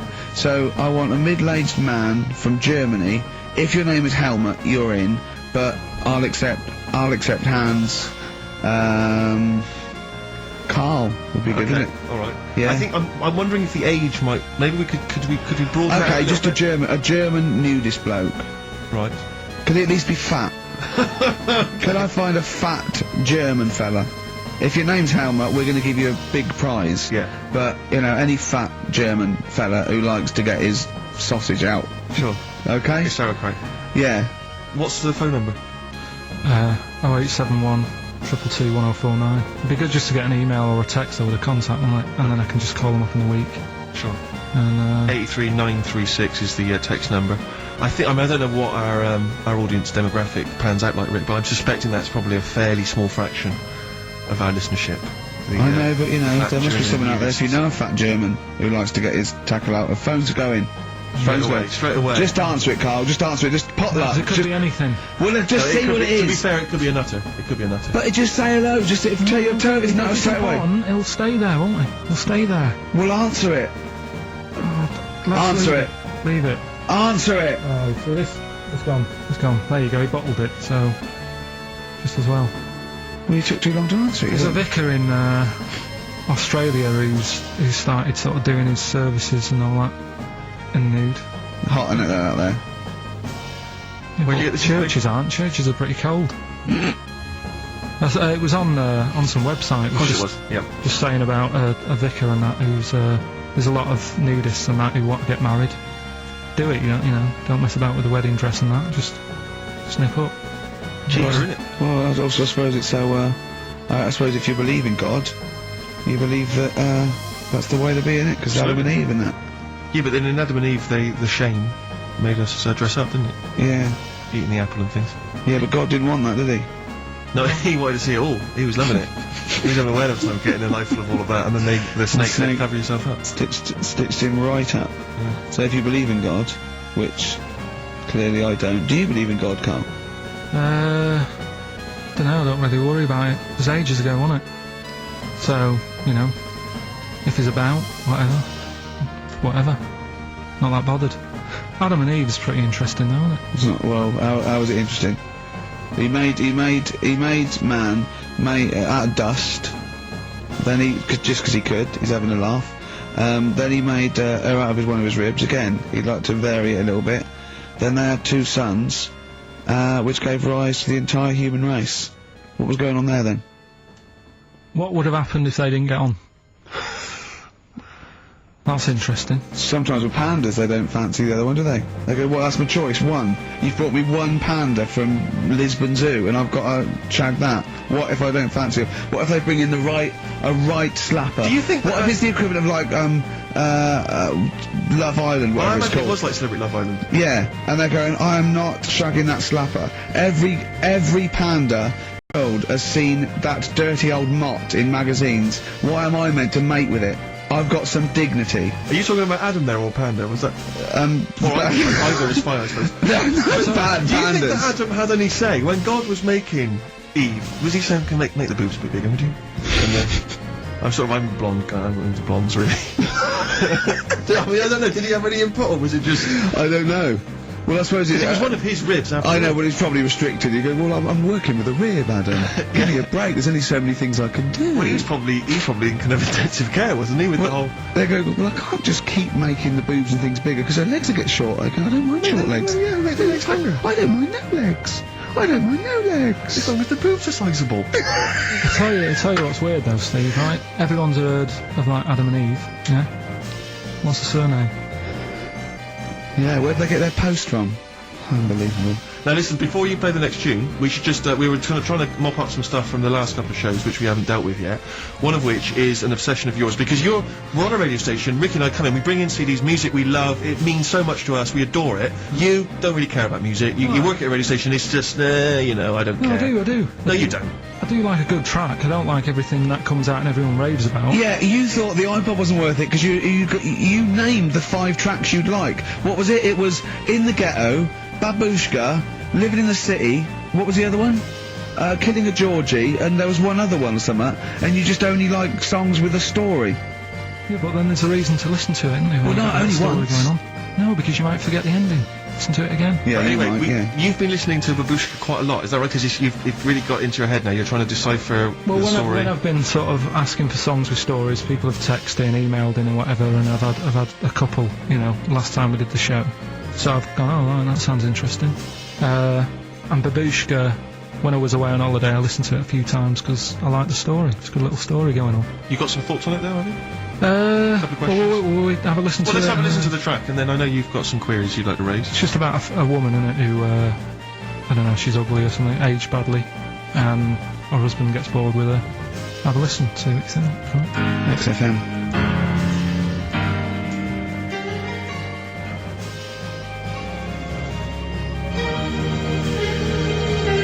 Listening to Magic 105.4. That was all the way back to 1979. Kate Bush, Babushka. So, we would like your suggestions for songs which have stories in them, which may entertain Carl. They could shoot to the top of his list. What do you think of that, Carl? That as a little story there. I like it, but So she tests her husband. Yeah, she writes him letters. She gets a letter back. It's a pseudonym. Babushka's her pseudonym. It's not a real name. Her real name is Molly Strank from Ealing, and he responds. He goes, "Oh, he's you know." So in real terms, he's having a bit of an illicit affair behind her back. 'Cause she doesn't know it's his wife. So he goes, "Oh, well, I'll take this a bit further. See how far I go." He turns up. She turns up. He gets it on with her, and he's falling for her because she's acting like she used to act. was he just playing along with it? Was he like a No, it's not, because they'd have said that in the song. They don't leave it up some to... people do that, don't they? to Well, sort it of start wasn't. the Kate Bush relationship would have said, and by the way, he's playing along. She'd have given us a clue. He's not. He's fallen for it. She went along incognito. He thought it was another woman. But how much work can you do to yourself to... Say if, like, I wrote a letter to Suzanne, Yeah. right? Saying... She'd know it was you. It'd have egg stains on it. It'd be spelt wrong. No, but- and you'd but, you sign know, it Carl, I wrote crossed to, out Babushka. I wrote to I won't pick Babushka. I think that's a ridiculous name. That wouldn't have worked anyway. You just get a vision in your head of... I wouldn't have answered a letter from someone called Babushka. It's not the point. If Kate Bush is listening, please call in, because I'd love her to have a conversation with you. I mean, that would be good. Forget Helmut. No, Helmut, you keep trying. A fat German. We want Kate Bush and a fat German. What I mean is, though... Now, wait a minute. What worries me is he didn't answer the last phone call. What if Kate Bush does think it? If anyone knows Kate Bush, give her a call now. She's probably not listening. She's probably doing yoga or something, I imagine, or making a lentil soup, or maybe just like repotting some plants, right? Or practicing piano, right? But if anyone knows Kate Bush, got a number, call her up now. Say, tune into XFM. There's a little bald mank fella wants to talk to you about Babushka, right? But how much... But Helmut, don't worry, you'll get your chance. The phones are going. That could be Kate That could be Bush. Bush. You better check. That It's could. not. Don't worry about it. It's That not Kate could be Bush. Kate Bush. I know for a fact it isn't. Okay, answer it.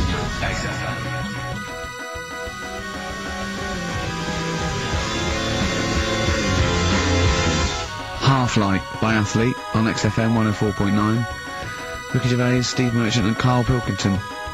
Carl, Right. 2 o'clock. Let's get Rockbusters rolling. I should just, if people aren't familiar with Rockbusters, then, someone has actually sent in one of their own to test Carl. They've used, I think, the same principle that Carl has, which is, utterly random. Yeah. Well, as you said before, Tenuous. really just try Not and really think of cryptic. something Yeah. that he might be thinking of. Sure. So, I'm gonna, I mean, she's done it quite coherently, but I'm wondering if I should sort of say it more as Carl might say it, just slightly less. More different every time. Yeah, slightly less coherent. So, Carl, this is one for you, alright? It's Sunday morning. I'm just, I'm in bed, but I don't sleep. But like Hollyoaks is on, the omnibus, I'm just watching that, I go and make a lovely cup of tea, in the bed with Suzanne, aren't I, having a cup of tea? What's going on there? Just watching the telly and that, but hang on, I haven't got anything to dunk in me, in my tea. I haven't got anything to dunk in my tea, have I? You know what I mean? I haven't got anything to dunk in there, and I'm just having, what am I doing? Is it LB? It's LR. Oh. LR. So, have a think about that one, Carl. I think I know it. Yeah? Do you? Go for it. Go on. Is it Lionel Richie? It is Lionel Sort of- Richie. What's your logic? Sort of Lionel, and it's like... No rich tea. No rich tea. Yeah. No biscuits, no rich tea. Lion, no rich tea. I think we... Lionel Rich tea. Lionel Richie. It works. We've It's done one- just as we've done one a coherent as bit one of like yours. What's that? We've done one a little bit like it. There's nothing wrong with that. I cannot So believe you got it. that's a taster. I cannot believe you got it. I might not have got it without the initials, but that's why we chucked them in, just to help you along. So, Right, so what have you got for us this so week? we got 3 of them. Oh, by the way, don't bother calling in Kate Bush, because Carl doesn't want to answer the phones. He says Kate Bush is not going to call, so it's all going to be nutters, so we apologise. He's got one thing to do. He didn't even get the sound right, because someone's complaining about they couldn't hear Steve. He's got to do Monkey News, which is always twaddle, and he won't even answer the phones now, so I don't know why he gets paid. He takes off Mondays, because he works Saturdays. He gets paid for Saturdays. He takes 5 weeks holiday a year. Not off Mondays And he moans. Not off Mondays. Wow. Right, What have you got for us? right then, the first one. There's a vehicle that sells kebabs. Right? There's a vehicle that sells kebabs. Initial D. Right? D. Great. Right? Have you worked that one out? Of course I haven't. Right, the second one. You're asked if you want that bit of the egg. You what? You're asked if you want that bit of the egg. You Yeah. think about it, but we sort of decide against it. And again? What's going on there? You're asked if you want that bit of the egg. You think about it, but you go, no, go against it. Right? I've got it. Is What's it the initials W-Y-O? Yeah. Got it. Right, so... Okay. That one works. No, it doesn't. No, it doesn't. No, it doesn't. and the last one, I don't think this burger will catch on. I don't think this burger will catch on. Yeah, and the letter there is M. So you just text or email in with the answers and win some stuff. What have we got? We've got some prizes. We've got another box set of the League of Gentlemen. This is instant gratification, but you go into a draw for something bigger, so what have we got today? Yeah, well, today, this is what you're taking home today. You've got the League of Gentlemen, the complete collection on DVD. That's that's worth having, definitely. We've got Catterick, which is the current Vic and Bob show on BBC Two, which is good. The Aviator, the award-winning Leonardo DiCaprio, Martin Scorsese biopic, and once again, Ladder 49. We're giving that away again, are we? Yeah. Apparently we got. Did we get a job like those, didn't we? We got loads of them. We've got boxes of specs. Excellent. So, Email in if you just want a copy of Ladder 49. I'm sure we can dig one out for you. yeah. Or phone in, because Carl does not answer the phones. Right. And remember, the winner goes forward into the chance to win the big prizes, the signed Homer drawing, the signed Nigel Tufnell poster. And you go to rickygervais.com and see Matt Groening actually drawing that to verify it. Bet Lloyd Cole won't. Never anyone has it? Has it?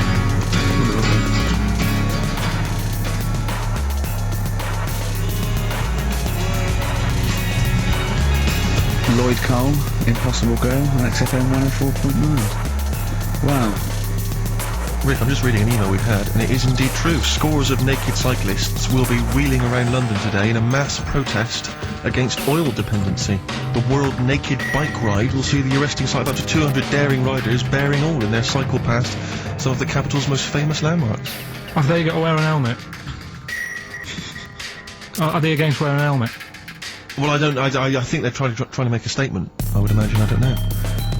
Well, they don't have to wear a helmet. It's not law to wear a helmet on a bike, is it? It's for your own safety. It's sensible. You're right. Yeah. Well, it's also sensible to just pop some pants on. Pop some pants on. Are you going to be popping down there and cheering them on? I'm not going anywhere near it. What are they going against? What's the problem? What's going on? Oil dependency. I think, generally we're consuming too much oil, aren't we, in the world, and it's going to run out one day, and we've not got any alternatives. Talking of campaigns and things and that, did you see Sir Bob on Jonathan Ross last night? Sir Bob Geldof. Sir Bob Geldof. Yeah. Are you going to walk to Edinburgh or sail to France, Carl? What do you think of all this? The G8? I think it's good that, he's doing some stuff for the world and what have you, but probably won't bother. No. I'll walk. What do you make of all this campaigning? He's dedicated his life to this now, hasn't he? Yeah. I mean, it's interesting. I was watching him last night, and I respect the man. I mean, he used to work here, didn't he? Did some shows and that. It's good. It's alright that he can do it, but... I assume that's not why you respect him. I assume you respect him because he's trying to save a nation, as opposed to he used to work at XFM for a while. Yeah, I know, but I'm just saying it's good that he's giving up a lot of his time to try and save the world and that, but there's a bit of me that's kind of like, is he wasting his time a bit? Right, what do you mean wasting his time? Well, he tried it before, and No, wait. What he's trying to say is that the G8 are I think the 7 most wealthy nations in the world, and Russia, and they get together and they can wipe out the third world debt. I.e., they owe us billions and billions of pounds. They can't afford to pay it back. So he can say let's wipe the slate clean and pledge, I think, a lot more aid and stuff to them, isn't it? So what do you think of that? but won't they just do it again? Right, what's you thinking? No, I just mean, I knew I had a little diamond in the rough here. I mean, obviously, I admit I brought this up because I really wanted to know what Carl thought of it. Sure. Yeah, I ulterior motives. It wasn't just for awareness, for the very worthy cause. It was because I know. Look at him looking at me. Look at him. He looks at me like a cat.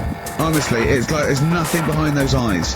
Right. What do you mean? They're just gonna run up the debt again, you think? well, what I mean is, right, when I was a kid, right, and I wanted to go to the arcade, I'd borrow £1 off my mum, right, and she'd say, don't come back asking for more and what have you. But I'd have a go on a pinball machine, game on a fruity, and then go back, and she'd go, can I have some more money? And she goes, have you ever £1 before? And I go, no, but I'm on holiday. And she goes, there you go, then. And then I go off and do the same thing. I didn't go, no, I wasted the last one, I'm going to pop this in the bank. Right. So you think that's what's gonna happen with... That's a nice metaphor. So what do you think happening there is the Africans are blowing it down the arcade? Instead of putting it towards a fishing rod, they're blowing it down the arcade. I'm trying to win a watch. Look, I've got 100 goals. I think this thing is dodgy. Yeah. I'm trying to win a fluffy toy. I just That's what Bob's saying, you're never gonna get the Snoopy. You're never going to get the It's always Snoopy. gonna fall out of the little claw It's before it rigged. gets to The the claw top. is not strong enough. Yeah. Do not waste it. No, Midge. Midge, you have to write a song. Write another song, mate. They've blown it down the arcade. Brilliant. So that's your genuine logic, is it? Well, I just don't know, if they put me in charge of it, I don't know what I'd do. I just think it's a... Could I just say that will never happen? No. Could I just say to London Yeah. and anyone listening on Sleep Saturday, yeah, don't worry, Carl is not going to be put in charge of G8. It's not going to be him, Blair. Chirac. That would be a joy if it were. That would be amazing. But anyway, so let's assume some alternate universe you are in charge. What would you do? Monkeys, obviously, it's like Planet of the Apes. What are you gonna do? You're the only, only person with opposable thumbs. What's your solution? We've done a lot of it, haven't we? We've sent, money out there, we've sent them clothes and that. Yeah. I mean, have you? It's gone. You say we, have you sent... I've done loads for charity. Go on. No, loads, I've done loads of stuff. Go on. Well, what? Oh, give stuff to Oxfam. Yeah? What stuff you don't want anymore? Yeah, junk, you mean? Well, yeah, but it'll be alright for them. I mean, I said to you the other day, like, when they collect clothes for over there, I don't know, none of my stuff's gonna fit them well. But the thing is, I do loads of charities, I do loads of things like, Go on. I pay for tools, I do that thing, a monthly payment of £5, paying for, a toolbox and that for someone out there. I help old people, which I'm gonna stop, to be honest. Why? Because, do you know this thing I do, Steve, right? No. This is a £5 a month as well, right? I got stopped in Leicester Square one day. He said, there's a little old woman somewhere. She's cold, are you going to help her out? So I was like, oh, why me, right? So anyway, so they said it's easier if people look after one old woman, right? So Why me? I've signed up to look after this old woman called, I don't know, call her name June or whatever, it doesn't matter. So... It does to her, but go on. So anyway, so I'm paying this £5 a month, and the first £5, first time I paid it, I got this thing in the post, right? And it had, thanks a lot, Carl. You're looking after June. Here she is, here's a little picture of her, and she's sat there, what have you, with a cardigan on and stuff like that. Every £5 you pay, it'll be cheering her up, and, look after her, pay for her food and what have you. So, for a bit, you feel good, don't you? And you think, well, I've done my bit for the world. Anyway, 2 months later, get another package, right? Picture of June in there again. She's got a tan. So he's saying you're paying to keep her warm. They meant a week in Mallorca or whatever. And this is what I mean. People turn if they can get away with it. I don't know where to start! That isn't having a go though. What do you think? So what do you think? You think they're going... Don't bother, getting a job or anything. Geldof will be here, mate. Geldof, it's June, I isn't don't know. It's difficult, isn't it? It's difficult. So you think Sir Bob should just wash his hands of the whole affair? You think it's a complete waste of time? Is that what you're saying? That you should just leave them to it? Just leave them to it, let them sink ever more into debt, ever more into hunger. You just think that should just carry on? Do you know what I think he's saying? I think, now, I'm not with words in your mouth, are you saying they blew the last lot we gave them, they've got to learn a lesson? Is that what you're saying? No, I'm not going to say that. I'm not going to say that. Is that what you're thinking? No, What are you thinking? I'm not thinking anything like that. All I was thinking is about this gig, it might have been better to do it, like, rather than, I don't know, ruining a grass field in Edinburgh and that, do it out in Africa, right? Get people out there, get the tourists up, do you know what I mean? Get a load of people out there. They've got loads I of... don't reckon he's going to get people to walk to Edinburgh. I very much doubt No, but- people are going to fly to Addis Ababa to see Coldplay. cheap flights and what have you. Right? Hot dog stands and that, locals will love that, right? Job done. Brilliant. Let's put him in charge. Yeah, just for one day. Let's put him in charge of Live Aid. If Bob Geldof is listening, I know, you respect him because he used to work on XFM. No, but he's if done a lot Bob, as if well. you're listening, please, I would love, oh my God, a conversation, Bob Geldof talking to, forget Kate Bush, forget That would be Halma. amazing. Can Bob please call in and speak to Carl?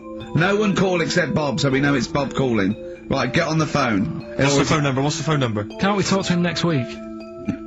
He might be busy next week. No, He's he got won't. stuff to organise. You won't, don't worry about it. Don't worry about it. You can talk to us next week, alright? I'm not gonna I'll go through the phones, it's mental. Play a record. Alright, what we're having? Bit of Killers? Yeah.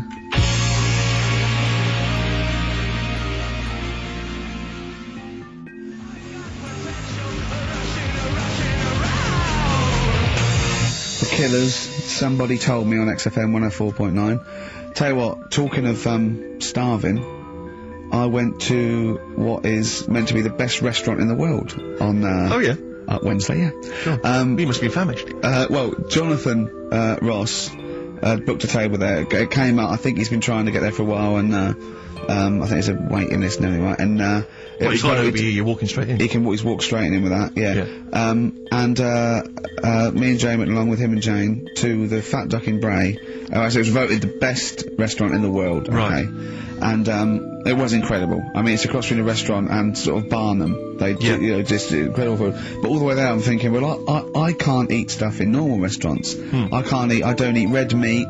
I'm squeamish about things like seafood. Anything that's a little got too many legs, or was a crustacean once, or feeds on worms. I knew that one of their signature dishes was snail porridge. So I'm thinking, I'm not going to be able to eat anything here. So I was thinking, I had something to eat before I went, and I was thinking that they better not have mucked around the bread, right?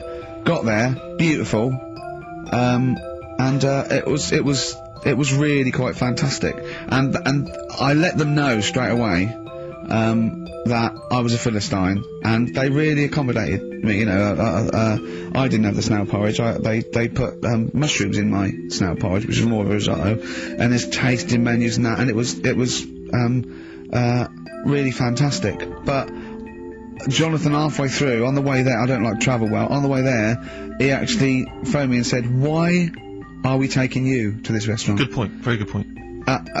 They know, even if I go around there, they cook me sausage and mash. Yeah. Or, do you know what I mean? Well, you have the palate of one of those kids from the Jamie Oliver school dinners programme. They've got the lovely Jamie Oliver cooked, you know, kind of ratatouille, Yeah. but they're going for the sort of chicken Twizzlers. Well, no, chicken. I love chicken. Yeah. I like the chicken I can eat. I'm squeamish about red meats. There's nothing I've you know, it's a mixture of, it's not morals. There's only one thing I don't eat morally, that's veal. But the other thing else is just like, if it's got eyes and legs and things sticking out of it, or there's But a it bit of hasn't pink. got eyes and legs things sticking I out of it. know, What are you but- talking about? I mean, it just infuriates me. I actually got to a point now where I refuse to eat out with Ricky. Because I can't, it just sucks the life out of me. It actually makes me depressed. I can't enjoy the experience. If you go to an awards do, they bring out lovely food, you know, 3 courses, Always and you're lamb. whinging. It's You're always salmon, whinging. which is hardly cooked, followed by lamb.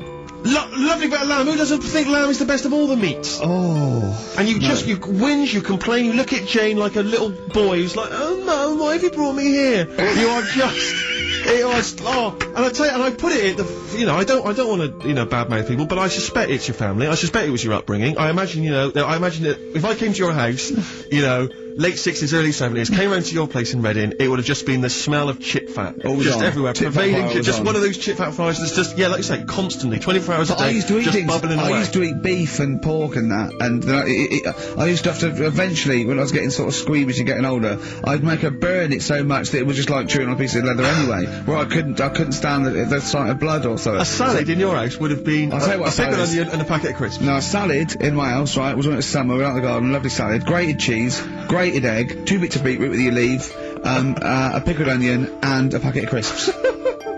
And that was a salad. But now is that? Do you agree that is probably the reason why you've got this palate? And I don't even. It's not even a palate. That's too nice a word to use. I've got more squeamish as I've got older. Because I say I used to eat beef and pork. What do you mean squeamish? I don't understand what you mean. Squeamish. I suddenly think about it. I can eat like. It has to be blasted. It has to be unrecognisably an animal. You know what I mean? I mustn't see a bit of pink or a bit of fat. So if we were in biblical times, and you're there, and Jesus Christ has just fed 40,000 with some fishes and some loaves, you'd be going, I'm not into the fish, JC. I say take the head off, really cook it, take the skin off. I can see a bit of spine. And unless that bread is mighty white, I'm not interested. No. Yeah, but the thing is, what he hasn't said is, he gets frustrated because we have to go from restaurant to restaurant for something I can eat. But the reason we've only got about 3 restaurants to choose from are that, because he doesn't want to spend more than a £5 at lunchtime. At lunchtime? If I was going out of an evening, you'd spend a decent amount of wallop. But lunchtime, Would you? You'd be happy to spend 20 quid on lunch. Imagine that every single day. There's no one out there who's eating lunch 20 quid a day on lunch. It's crazy. You don't need that much food at lunchtime because I know what happens. You go in there, you have some kind of tiger in curry for lunch. You're asleep by 1:30. We're trying to work. We're trying to write TV shows, and you're dozing off like one of those giant anacondas that's just eating a sheep and is slowly digesting it. It takes like 3 weeks. He doesn't eat Carl. He does not like the spare. He'll walk a mile out of his way to get a sandwich. Having an argument over that 50p that time.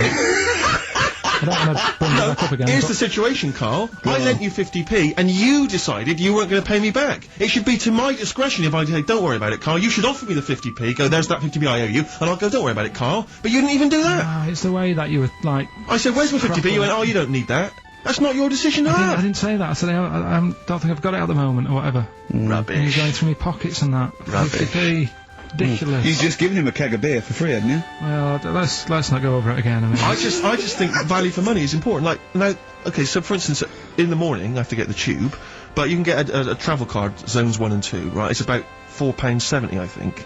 But before 9:30, it's about £6.50. Alright, and then at 9:30, when the clock, literally on the clock ticks over to 9:30, it's £4.70, right? Now, sometimes I'll get there, it'll be about 9:20. Now, you'd be saying to me, oh, just spend it. And I'm thinking, I've got 10 minutes. I'll perhaps read the paper, wait for it to click over to 9:30, and then I can get a cheaper ticket. Now, surely that makes sense. Surely that's logic. If you were in that situation, Rick, if you were there, right, and you had, let's say you had 3 minutes to wait before 9:30, what would you do? Would you stand there and wait? No, because waiting to me is worse than anything. It's madness. It's madness. I can't stand queuing, I can't stand... No, I'd pay, yeah. How long would it have to be before you'd wait? If there was like a minute on the clock to go, would you wait? If they literally said, if you wait 30 seconds, I go, alright. Well, that is the case. That literally is the case. Okay, but not 10 minutes now. What about you, Carl? I'd feel, if it was 30 seconds, I'd feel flash going, I'd spend £3. But if it was like a couple of minutes, I'd go, it doesn't matter. I just wouldn't. Madness. Yeah. Think about how that tots up over the years. Amazing. Carl, what about you, Carl? Would you do it? It depends, doesn't it, what your job is and that. If you're a doctor, you've got to get to, go and save some. Just 10 minutes. Depends. Depends on the situation. Depends. Most of the time, I've got to get in work early. I can't be hanging around till half 9. But you don't know, do you? I've called him when I was filming. He was I've seen him do one day, right? I've seen him for one whole day. He went away. He fell asleep at 7:45 in the bath because he was knackered. So he has 5 weeks holiday a year. He's taking the piss.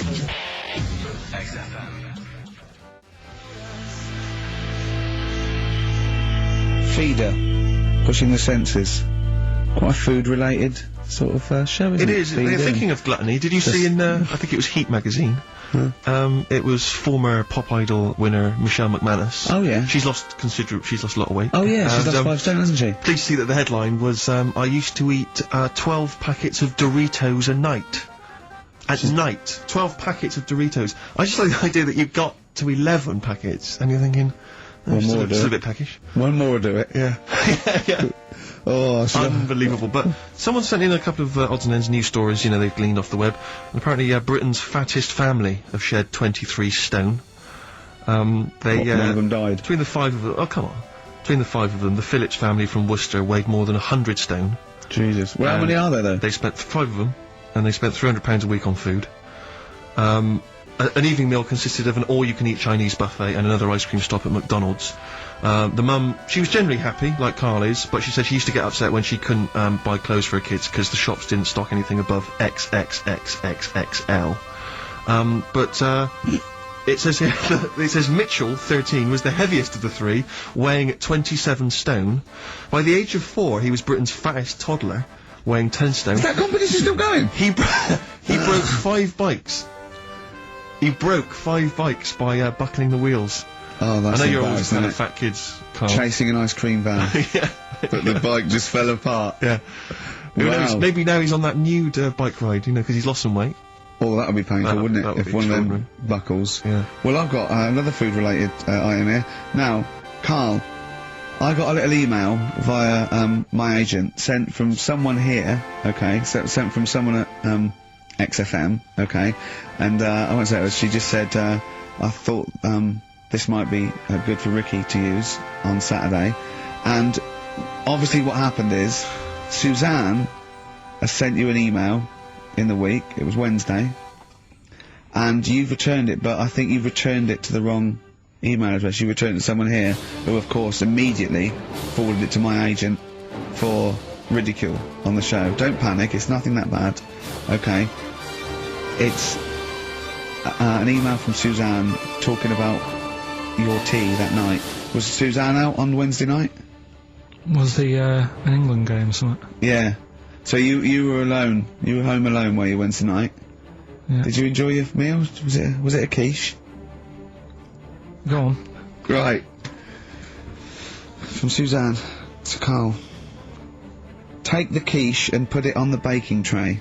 Cook for 30 minutes on 190. Take lettuce and put on plate. Take 3 tomatoes, wash and chop into quarters. Place on lettuce. Take an avocado, chop in half. Remove the stone. Peel skin and slice. Place on salad.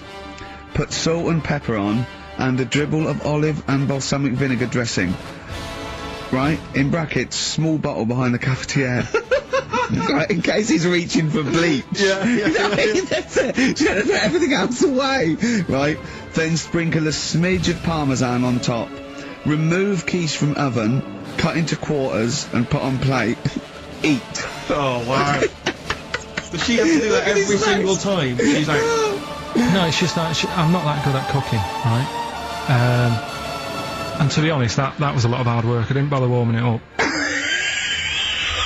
And I did without the avocado. Why? Too much messing about. He didn't even do that with instructions. It was too much. But yeah, I'm not that good at cooking. And did that, you that's not cooking though, is it, Carl? That's heating up a slicing. quiche. That's cooking it is making the quiche. Yeah, but I'm just. So could you have figured that out if she had left that note for you? Why did she have to tell you what the olive oil and balsamic vinegar was? Because I've put sort of cooking oil on my food once, and I said, oh, it's a bit. It's ever since, right? Years ago. I'm gonna die. Years ago. Oh God, they're leaving Mr. Magoo at home. It was ever since I put sausages in the toaster. That What do you mean? I nearly set the What do flat on you fire. mean? Because do you know, like when you're grilling food in a pan and all that, Yeah. sort of sausages spit and it goes everywhere, doesn't it? And it makes everywhere greasy. So I thought, well, just want to warm them up. Yeah. Put them in the toaster. What And she happened? sort of caught. They Well, got she, stuck and they sort of caught on fire. I imagine. she came in just as I was sort of plunging it, and what have you, came in from work. She said, "What are you doing? I said, "I'm the sausages." Well, the oven isn't on. I know they're in here. What? You turn it off? Panicking and that. But I've never been into it. I've never been into cooking and that. At school and stuff, I didn't bother doing it.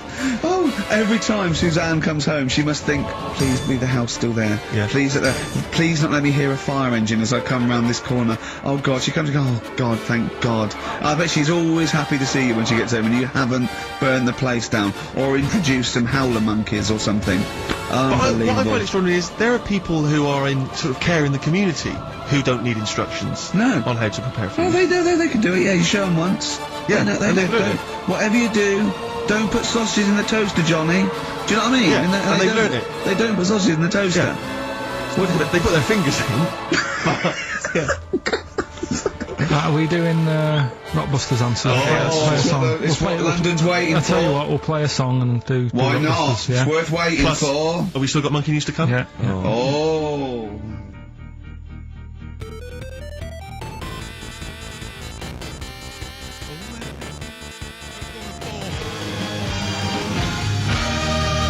Roxy Music with the old Dylan classic Hard Rains on XFM 104.9.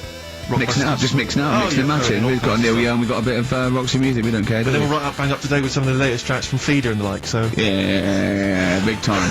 But it's what they're waiting for, is the Rockbuster dancers. That's right. Right. Okay, give us the clue, give us the answer. Right then, first one. Hurry up, was- because we haven't got long for monkey news. Don't worry about it. Don't worry about it.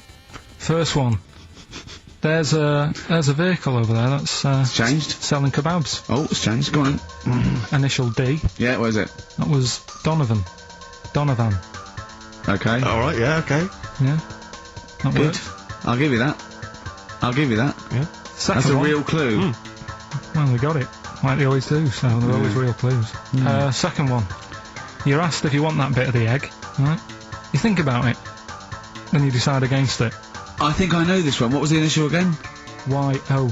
Is this, John Lennon's, wife, Yoko Ono? Yeah, that's right. I think that was her name, Yoko Ono, wasn't it? Yeah, it's Yoko No. that was- It was Yoko No. No, you've got it no. wrong. You're thinking about it. You're asked if you want a bit of the egg. Yeah. You go, yolk. You think about it. Oh no. Oh, so you say it twice, you stutter. So No, it's no, Yoke, no. Yoke, oh no. No, you did No, it her wrong. name's Yoko Ono, though. Yeah, Yoko Yeah. Ono. Listen to the clue again. Okay, no. Listen to the clue. So what you say is, do you want this bit of the egg? You look, oh, the other bit now. Yoke, oh no. Yoke, right. oh no. Yoke, oh no. Yoke, oh no. Oh, yoke. Yeah, go on, brilliant. Yeah, okay, yeah, Yoke, no, yeah, go on. Works Yeah. perfect. Next, yeah. And the last one was, I don't think this burger will catch on. That was initial M. Yeah. McFly. Right? So, there's your three clues. What's There's your on? three answers. You won't catch on. Well, who'd want to eat that? You know what I mean? It's like a Mac burger or whatever. Mac chicken. McFly. Don't want one. Put it back. I'll have a chicken. Right? So who's got the three then? Well done to Ian Shillham from Mansfield, who's got all those answers right amazingly. And he wins all those great prizes, including Ladder 49, starring Joaquin Phoenix and John Travolta, which I don't think anyone's ever seen. There's 49 of them. And he wins that, but he also goes forward, as you say, to the big draw, which will come up at the end of It's our little to run. win the signed Homer saying I like Carl 'cause he's stupid like me, and you can see Matt Groening drawing that to know it's real on rickygervais.com, and you can win that and a signed Nigel Tufnell poster. Brilliant.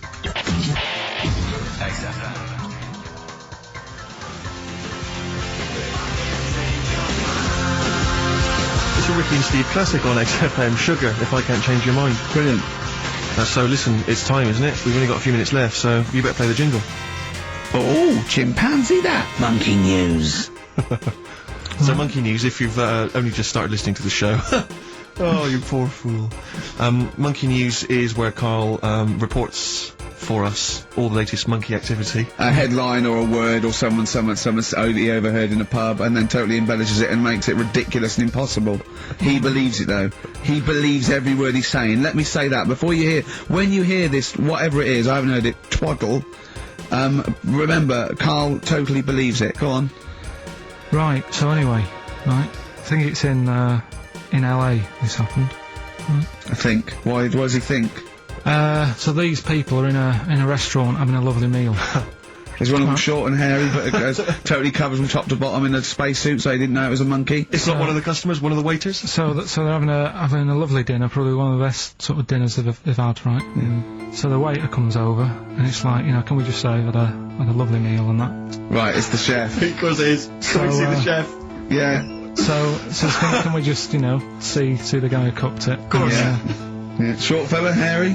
So the Wearing waiter said, to be balaclava? honest, Doesn't say much. the waiter said, look, he's busy, he's got meals to cook and what have you. He hasn't really got time. He said, it'll only take a minute. He said, no, I prefer, So this is a restaurant in LA that serves brilliant food. I'll pass your message on and what have you, right? So So he sends for Monkey Pierre so it's a bit odd. Anyway.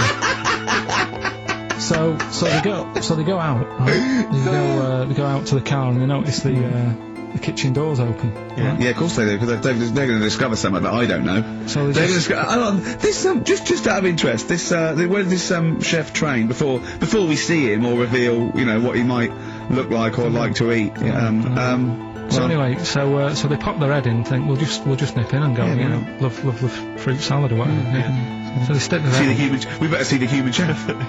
You never guess what? Go on. Monkey stood on a chair, right, cooking veg.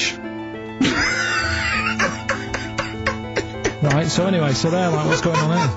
What do you mean? What do you mean he's cooking veg? What is he doing with it? Well, he's stood on a chair by the cooker and he's chopping stuff. Oh, he's chopping as well now. It's all like that. isn't it? Yeah. It's got a little, he's got the bosses in there. They're like a bit shocked. So he's a bit panicking because he's got this monkey working for him. So they say to him, "What's going on? We didn't know this is what's going on. Why have you got a monkey cooking stuff?" So he said, "Well, it's certainly a monkey, I should point out, who probably doesn't need instructions from its girlfriend." Forget it.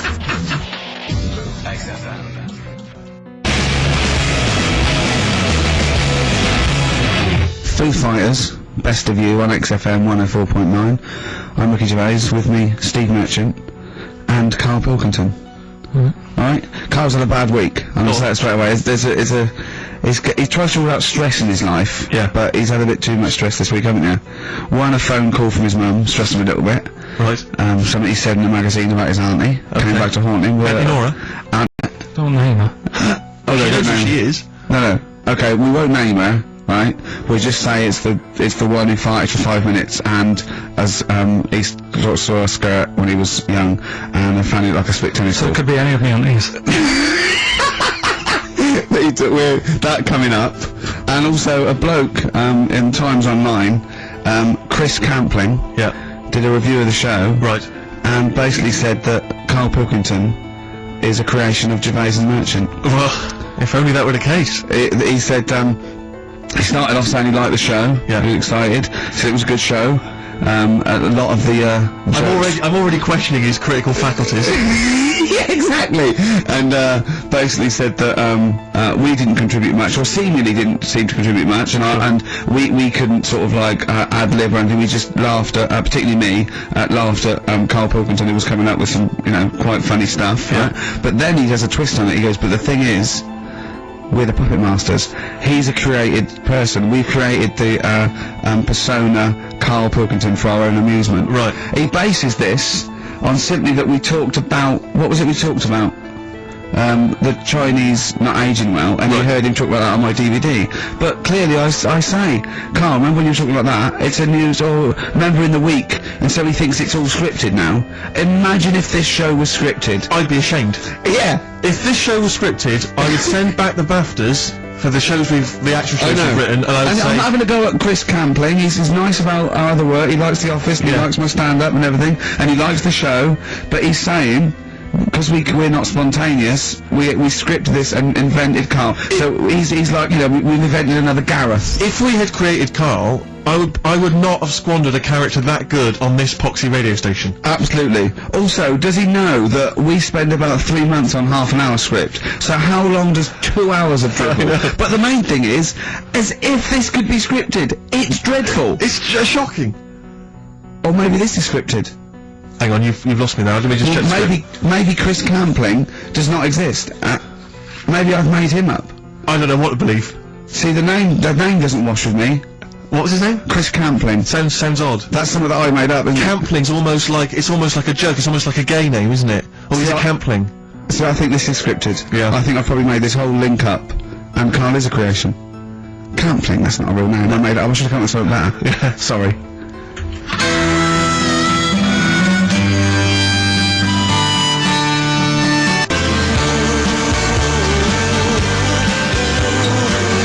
Down to the River by Bruce Springsteen on XFM 104.9. So, yeah, that little fella in the Times thought Carl was just a puppet.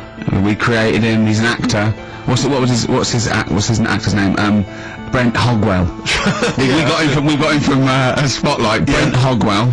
This stupid, dopey Mancunian accent, he just puts that on every week. Yeah, exactly. Yeah, he speaks rather like Hugh Grant. Yeah.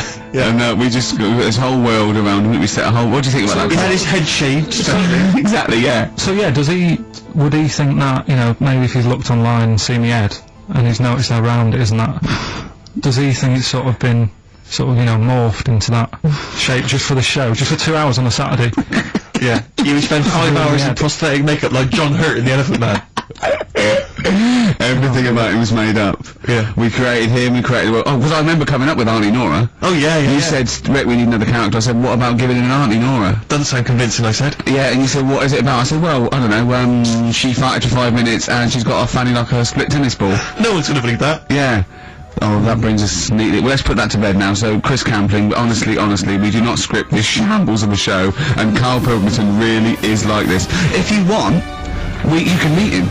I'd love to send Carl for a drink with Chris Campling. Can we do that? And then he'll eat his words. Chris, if you're listening, honestly, this isn't a stitch-up. As I say, I'm not having to go at you. It's a very well-written article. It's very, very fair. You're just complimenting him on his grammar. Yeah. It's a very well-written article, Chris. No, I'm saying we're not having to go You've typed because that beautifully. it's not like he snagged us off. I would just love him to meet Carl Pilkington. People in the street come up to me and say, "Is Carl like that?" And I so want them to meet him. Yeah. Or maybe he can send in, if he's online, he can send in 5 subjects for Carl to talk about that we couldn't possibly know about, just so he knows that we just really do throw things at Carl, and that drivel comes out. Imagine if it was scripted.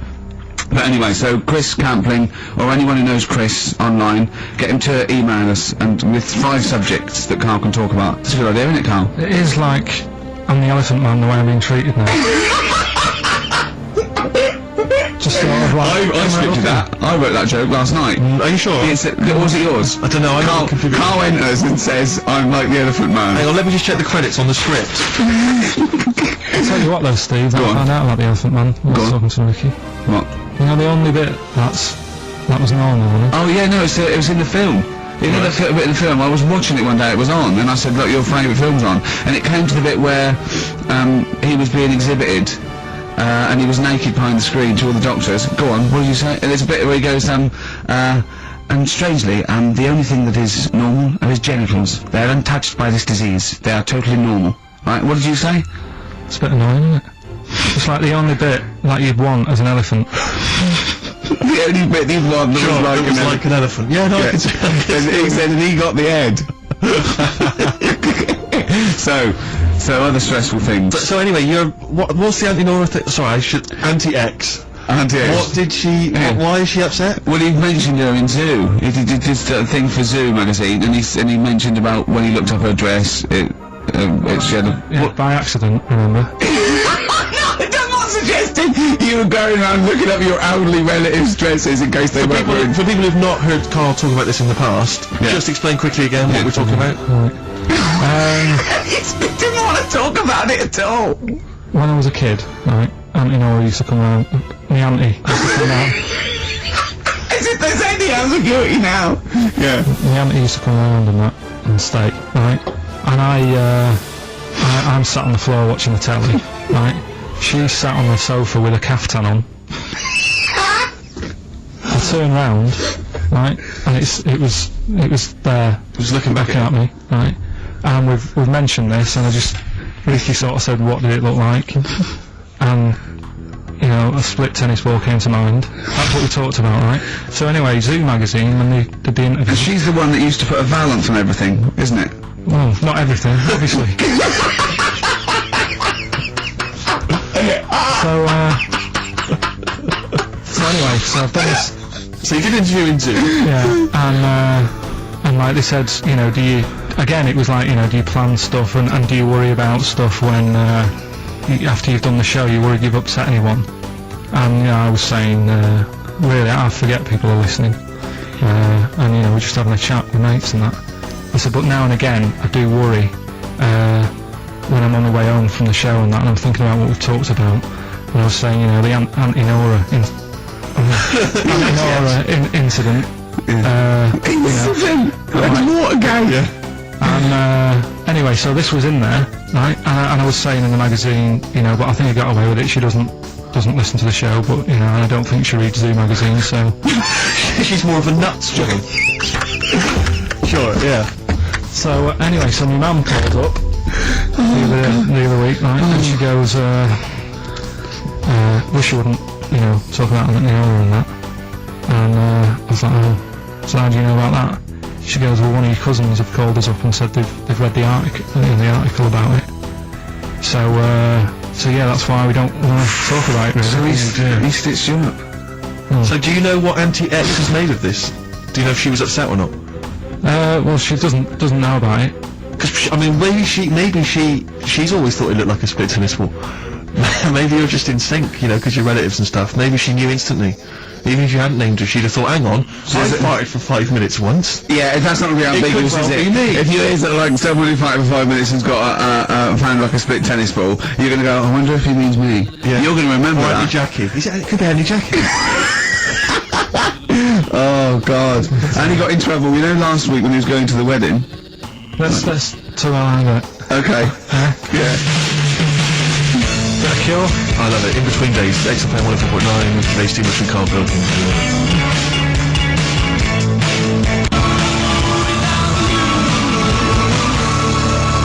The Cure in between days on XFM. So, Carl, you were going to a wedding last week. Was it last week or the week before? Yeah, it was last Saturday, right?